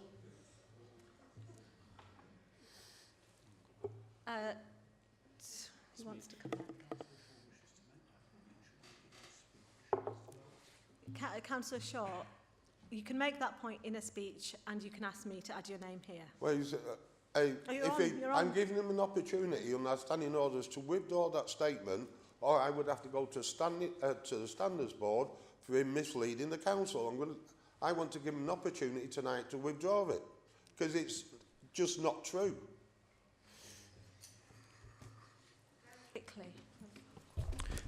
Madam Mayor, I'm a bit miffed on what I've said that has resulted in me ending up in the standards or being threatened to be going to standards. What I did say was that there are 28 sites that came across my desk on a report, and some of which, and that's exactly what I've said, some of which were green spaces. And that is correct. There were some of them that are green spaces in that report. Okay, we're going... Tom, we're going to have to move on from that. It is recorded. We can have a review of it. Councillor Alia Khan. Thank you, Madam Mayor. I'd like to make my point without being interrupted by members of the opposite, sat on the opposite side of the chamber. There's been a lot of talk about how the last 14, in the last 8 months, Labour government hasn't delivered. But actually, the Labour government is trying to fix a lot of the messes that started, might I take people down memory lane, 14 years ago when we were in a coalition government. Oh, I don't have to remind you, do I? That's when all of the problems started. And actually, the root of the problem that went on for 14 years started with the coalition government. So I have to remind you of that. Secondly, you're very critical in telling your members not to support the budget tonight and to vote against it. Where is your alternative budget? I don't want the argument that, we're not allowed to present it, because you can. Legally, you are. You can work with the Section 105 officer and work through it and present an alternative budget. You may be shaking your head there, but you can. That is the very possibility of doing so. Madam Mayor, point of order, that is not how this works. We cannot provide an alternative budget at this meeting. It can. Point of order, you can. If you work with the Section 105 officer, you absolutely can present amendments and you absolutely can present an alternative budget. It is something that you can do. We've been through this in previous budgets, and it is something that the monitoring officer has said you are able to do. You are able to bring a budget. Madam Mayor, we cannot provide an alternative budget. We can only present amendments. There is a very which you haven't done. It's actually incorrect, Amjad Ali. You can present a budget if you chose to. Move on to Councillor Hazel Simmons. On the point made by Alia, actually, about an amendment then, something other than rhetoric and waffle from the other side.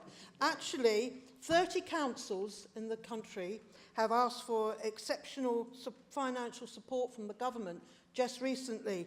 And you should really be congratulating this council on its management of the budget during this whole period of time. And still to be managing the budget, a balanced budget, without recourse to reserves, and you can argue with Rob about what reserves that is, but there are no recourse to reserves, and they should be congratulating us and not saying we're going to vote against it. And if you don't like it, put in an amendment to it. But you never do. You're too lazy to do any work on the budget. That's the truth of it.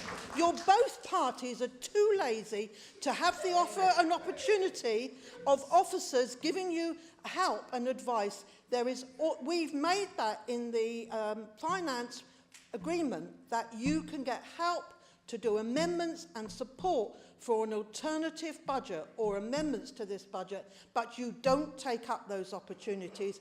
All you do is throw out political rubbish at us all night and question rubbish within this, rather than go away and do, if you really are unhappy with our budget, having managed this through the many years of austerity and are still not having to have recourse to government at all, even in these really difficult financial circumstances, you should be congratulating us. But if you aren't, then put in an amendment. It's about put in, or shut up. Councillor Bassett Mahmood. That's going to be a tough act to follow. But I think you should be incredibly grateful. Look, we should be incredibly supportive that this Labour Council delivered a balanced budget at a time when 1 in 5 councils are going bankrupt after 14 years of austerity. You know, over the last 14 years, we've had £180 million taken out of this council's budget. That has had a devastating impact on our residents. But you didn't want to mention that. That's what's got us into this mess. And what did we have? The leader of the last Tory government boasting. Rishi Sunak boasted about he took money out of deprived local authorities. It's on video. Took money out of deprived local authorities like this town and gave it to more affluent ones. So we certainly won't be lectured on finance management from the Tories. The Labour government's put in £69 billion to local authorities, £18.5 million funding boost to Luton Borough Council, £8.4 million of which is going to adult social care, £6.1 million to children's services, sorry, £4.1 million to children's services, £6.1 million to address homelessness. And you keep saying our strategies aren't working, but you haven't had the decency to mention one strategy that is working. 5,000 fewer individuals are in poverty as of the last year, and overall, poverty in this town caused by the last Tory government, propped up by the Liberal Democrat in the coalition years, is coming down. 5,000 fewer, and I think this Labour-led council should be incredibly proud of that. Councillor Khadija Malik. Thank you. Just following on from my colleagues, I think it's nothing new from the opposition not to support the budget. So coming here tonight, there wasn't any surprises to that. And their way of challenging the budget really seemed weak in terms of that. But once again, thanks to the officers, Rob, colleagues, in terms of being able to manage that budget. The Labour support to local government has meant that we're able to really do deliver some of those services that are vital to the people of Luton. And once again, I would like to remind the opposition that, an amendment just takes time. And, if you really can't be bothered, we know that we can look forward to you coming here, just trying to go through the books and just trying to dig out something that you can just come to attack people that are trying to work really hard for the people of Luton. And it's nothing new from opposition sometimes. It was nice when you sat on this side trying to support those people in Luton, but when you get onto the other side, it just means that you change the way you think about the people in Luton. Yet again, we're here trying to support the people of Luton, and I'd just like to thank officers and members in terms of being able to deliver that. Thank you. Thank you. Councillor Mahmood Hussain. Thank you, Madam Mayor. Can I just say that I've heard this every single council since 2007. Liberals were in power 2003 and 2007. And when we were the opposition, we always put an alternative budget. And we did the amendments too. So it is nothing. You can challenge the monitoring officer, the chief executive, disagree with him, but check the record. The record is that we did put it, alternative budget, and you can do it if you want to. And you just can't be bothered. You just make a simple statement. And some of my colleagues making statement to this chamber. The Prime Minister who nearly bankrupted the country for 45 days, which party did he belong to? Have we forgotten that? The interest rates, the last within 45 days? It's that party. Austerity started with the Liberals and Tories being together. And that's where it hit this council more than, because of the deprivation we've got. It hit us more than other councils, even Central Belt. But they have forgotten that. But if they are caring so much for that, they shouldn't be making this. I'm really, with a very experienced councillor sitting here for many, many years, some of them 37, 38 years, and they know the standing order. They know the council's constitution. They know it. So why don't they get on with it? And perhaps we might see an improvement, and next year, either an amendment and an alternative budget. Thank you. Councillor Yarun Begum. Thank you, Madam Mayor. I actually wasn't going to speak to the motion. I don't often speak to any of these motions, but I find myself in a difficult position where I'm not able to hold myself back. So to some of the things that I'd like to say, what's been said around the chambers, not the House, around the chambers today, I'm hearing a lot of comments from a lot of experienced councillors, and me being one of the newer councillors this time round, I find it very difficult to believe some of the comments that are being made, that people have done their best to kind of do what's best for the council and for the residents of Luton. And I welcome this budget, and I thank the officers for all the hard work. I am one of many in these chambers that sits on the finance scrutiny. So when people are questioning some of these things and saying that these are all assumptions, where's the evidence, and people making comments without the evidence, my question is, well, where is the evidence? If you refute something, then I expect there to be an amendment brought forward. And like colleagues have said, none of those amendments have been brought forward. So what is there, other than what we have in front of us, that we could dispute or consider? There is nothing to dispute, to refute, or to consider. And I welcome this budget. So, Robert, thank you very much for all your hard work. Thank you. Councillor Tom Shaw. Yes, Madam Mayor. A lot's been said, but I've got to say I am totally surprised at this misinformation that Councillor Ali put out earlier. His exact words were, first of all, he talked about Wandon Park being built on, didn't mention the fact is Wandon Park is a new park what the council built. But it doesn't mention that. But the fact that your exact words were that Foxhall Home is considering 28 pieces of open space for development is completely and utterly wrong. It's something the Liberals like to talk about. All we've got in the development programme for Foxhall Homes are 3 sites. That's all. And one of them's a knockdown building. So I'm giving you yet another chance to withdraw the incorrect information you put out earlier, because it is completely incorrect. All right, we'll see it there. Tonight is absolutely Liberal and Tories together. The simple reason, yes, you can propose a budget, but it'd mean you'd have to do some work 5 or 6 weeks ago. You'd have had to sit down with the Section 151 officer to give him your proposals to make sure it was an acceptable budget. You or the Tories could have done it, but you won't. You just take the lazy route out, not do any of it, ask some questions, and make statements, even though they're incorrect and wrong and misleading this council chamber, you'll still sit there and do them when you could have put your own budget forward. Pure, lazy politics.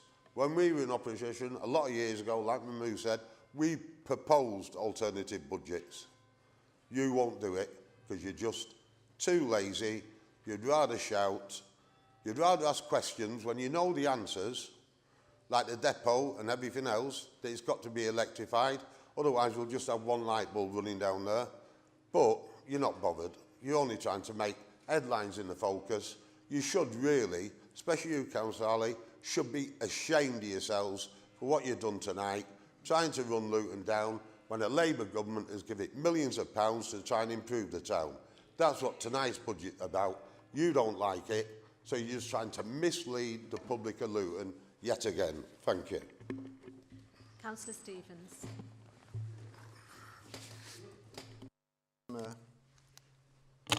I always thought that the job of an opposition is to scrutinise, to ask questions and to make observations. When we're not, it's your group over there on the other side, it's your budget that's gone through the executive. We see it as our job to hold you to account, to ask the relevant questions, because members of our residents around Luton will expect us to do that. So that is what we're doing. And to come out with the comments that you're doing such a wonderful job, let me just remind you, you have a Labour government that's in power. You have brought a problem to many of the residents in this country due to the way that you have set your budget through the Chancellor of the Exchequer. So what you are partly trying to do now is to try to improve a situation which your government is actually imposing on the country. So don't try and suggest that it's down to us to make an alternative budget. We are here as the opposition to scrutinise what you, who are the ruling group in this council, have put him forward. And I believe in the questions that we have raised, with the observations that we have raised, that we have been doing that job very well. We don't have to go back 14 years and talk about a government that existed 14 years ago. May I just remind you, there has been 14 years of government which we weren't involved in as a Liberal Democrat group. Let me just remind you that we gained 73 MPs at the last election because people were fed up with both the Tories and the Labour Party in those areas. So let me just make that point again. Our job as a Lib Dem group is to scrutinise what you have put through the executive, the effort that's gone into what you think is best for this council. We do not believe that it's an acceptable budget, and I believe that we will not be supporting it. Thank you, Madam Mayor. Thank you. We shall move on to Councillor Skeppelhorn. Thank you, Madam Mayor. Interesting that the Labour group seem to be stuck in 14 years. Let me remind you, austerity started under Gordon Prudence Brown's government in 2008, when he began by freezing the payment and pay increases to civil servants. So just go back and remember that it was Gordon Prudence Brown that started austerity. It's why he was...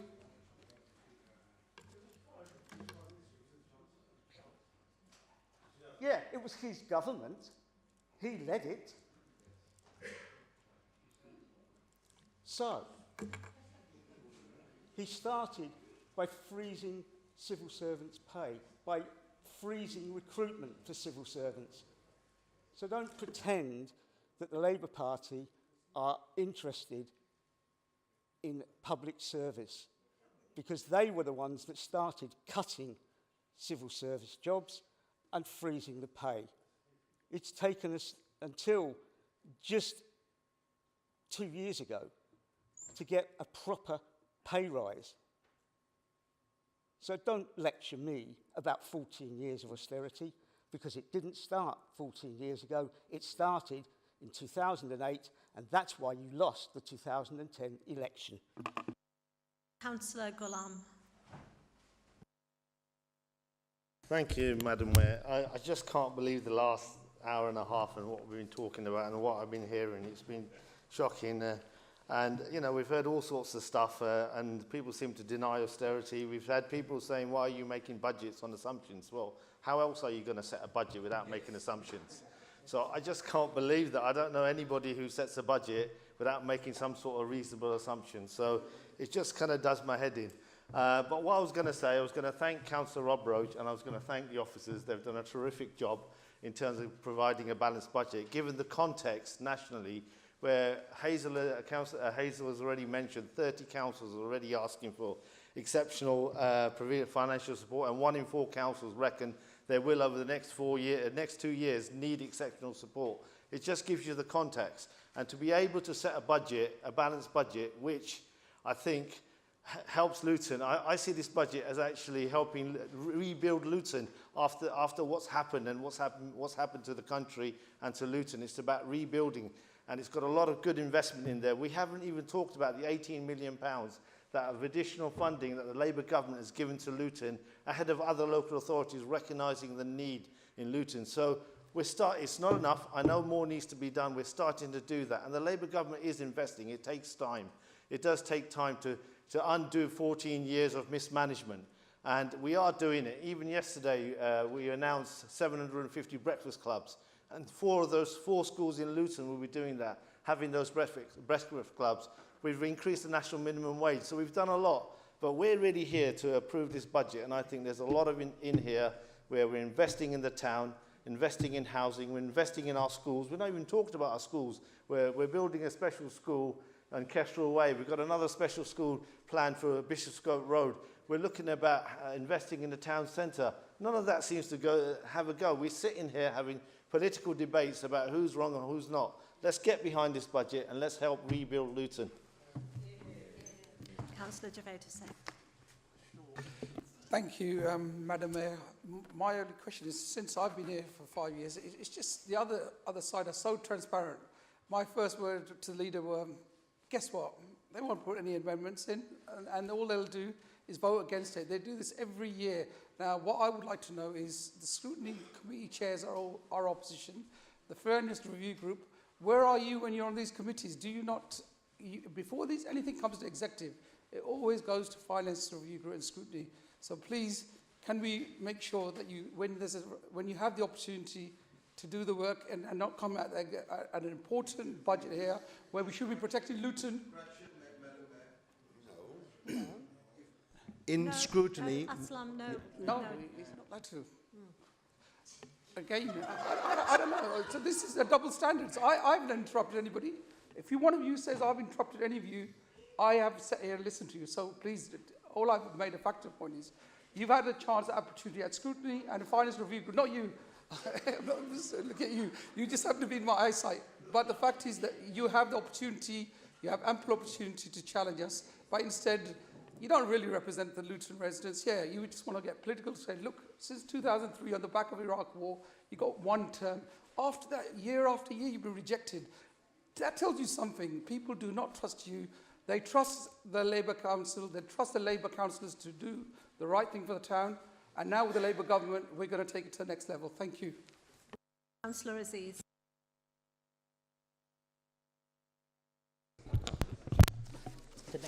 Thank you, Madam Mayor.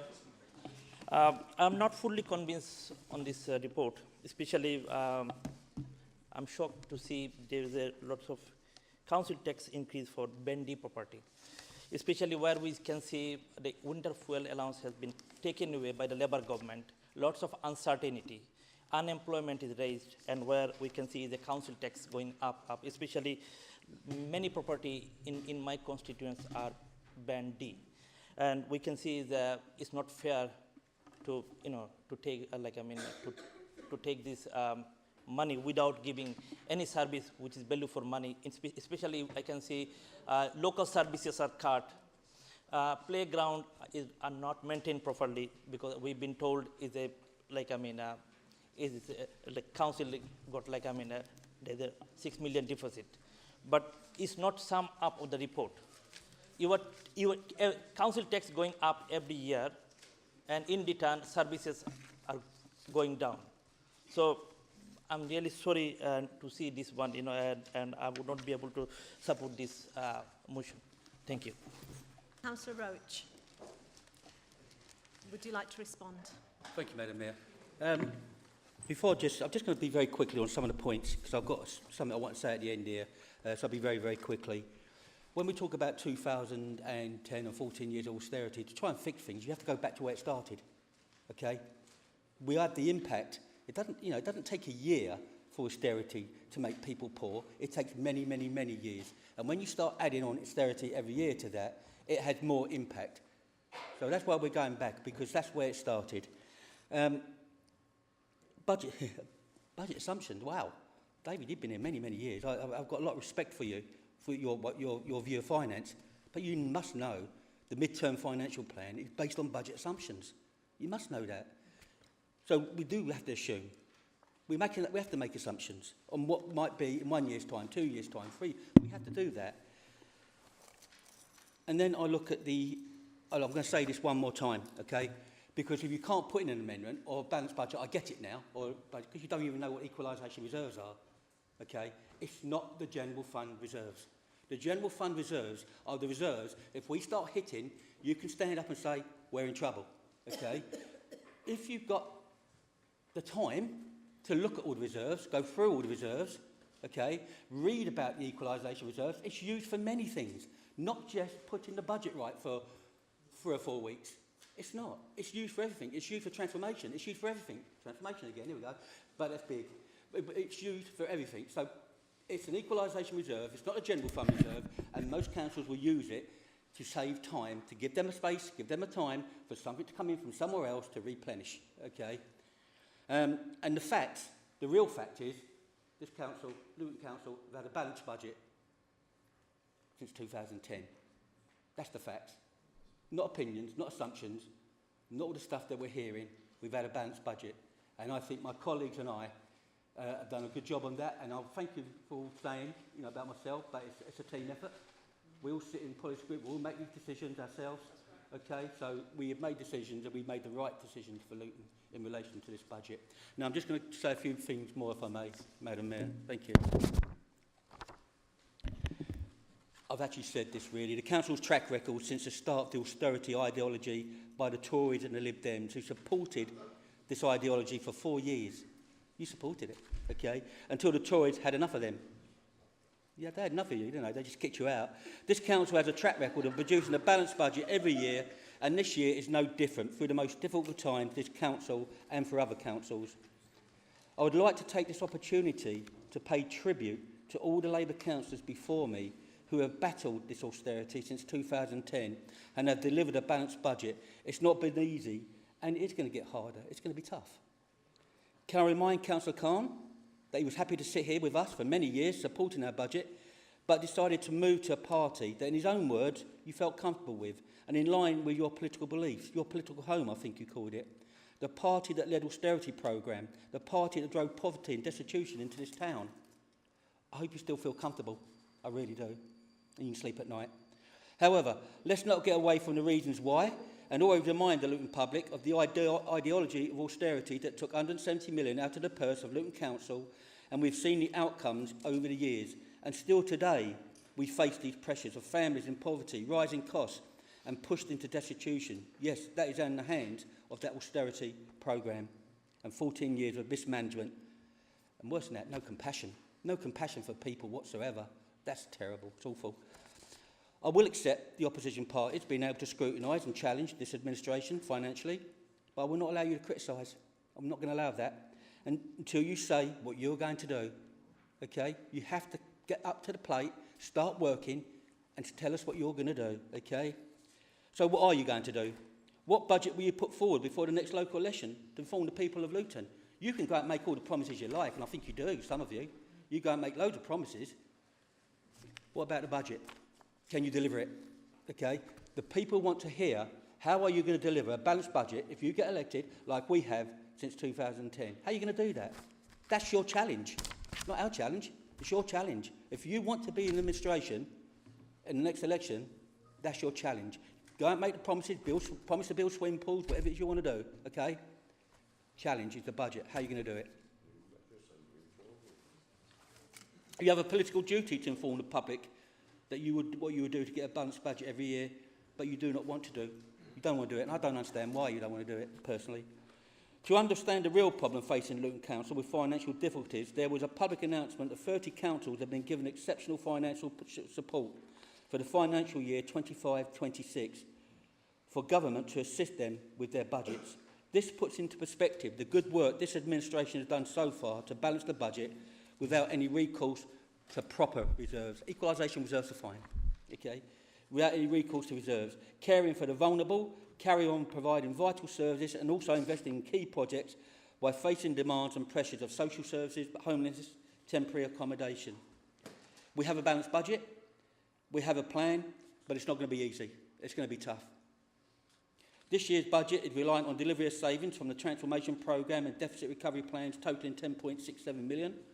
The transformation programme is a 3-year programme approved by the executive, and it's much bigger than just producing savings.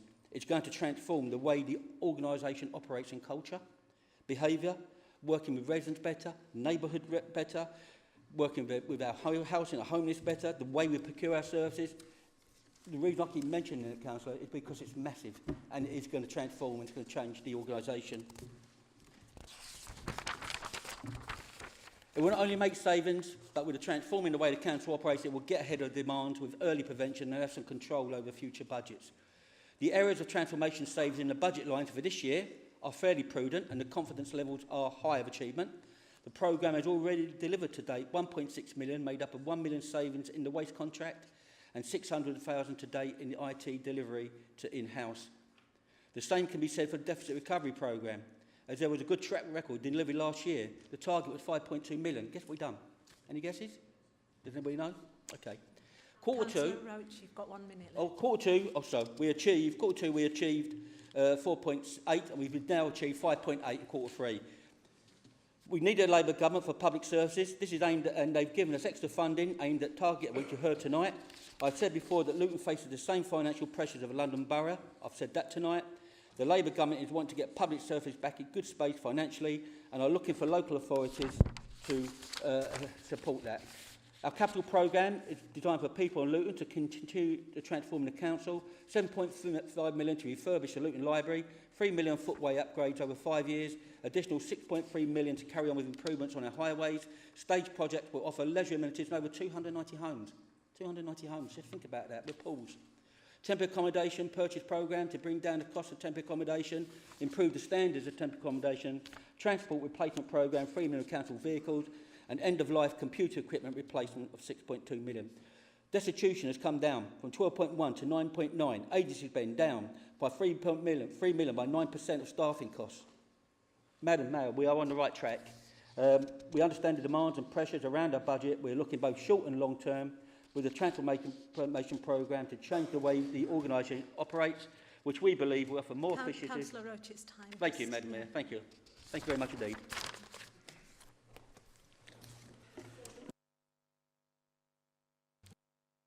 The motion is before the Council. Members will be asked to cast their vote individually to be recorded in the minutes.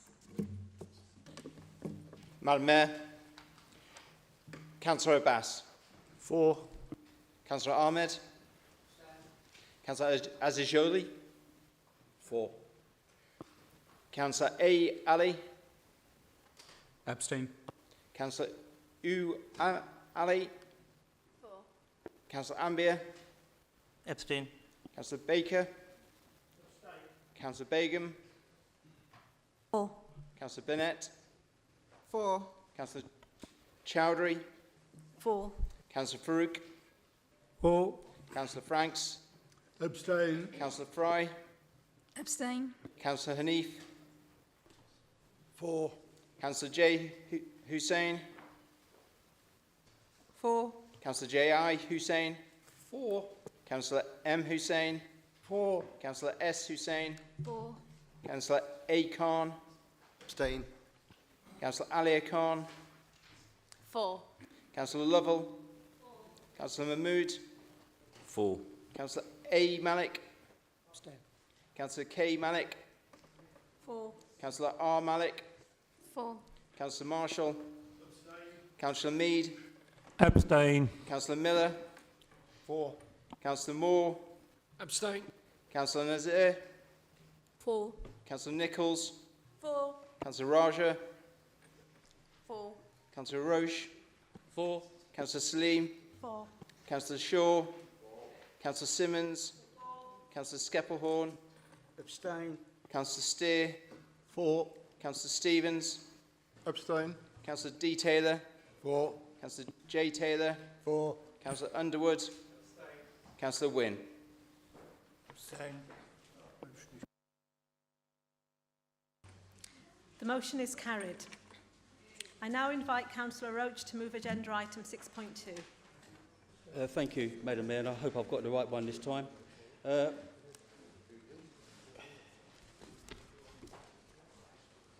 move the recommendations of the Executive set out paragraph 2 on page 180 to 181 of the agenda. Is the motion seconded? Seconded, Madam Mayor. Are there any questions? Any amendments? Does any member wish to speak to the motion? The motion is before the Council. Does any member vote against the proposal? The motion is carried. I now invite Councillor Roach to move agenda item 6.3. Which one is it? 6.3. 6.3.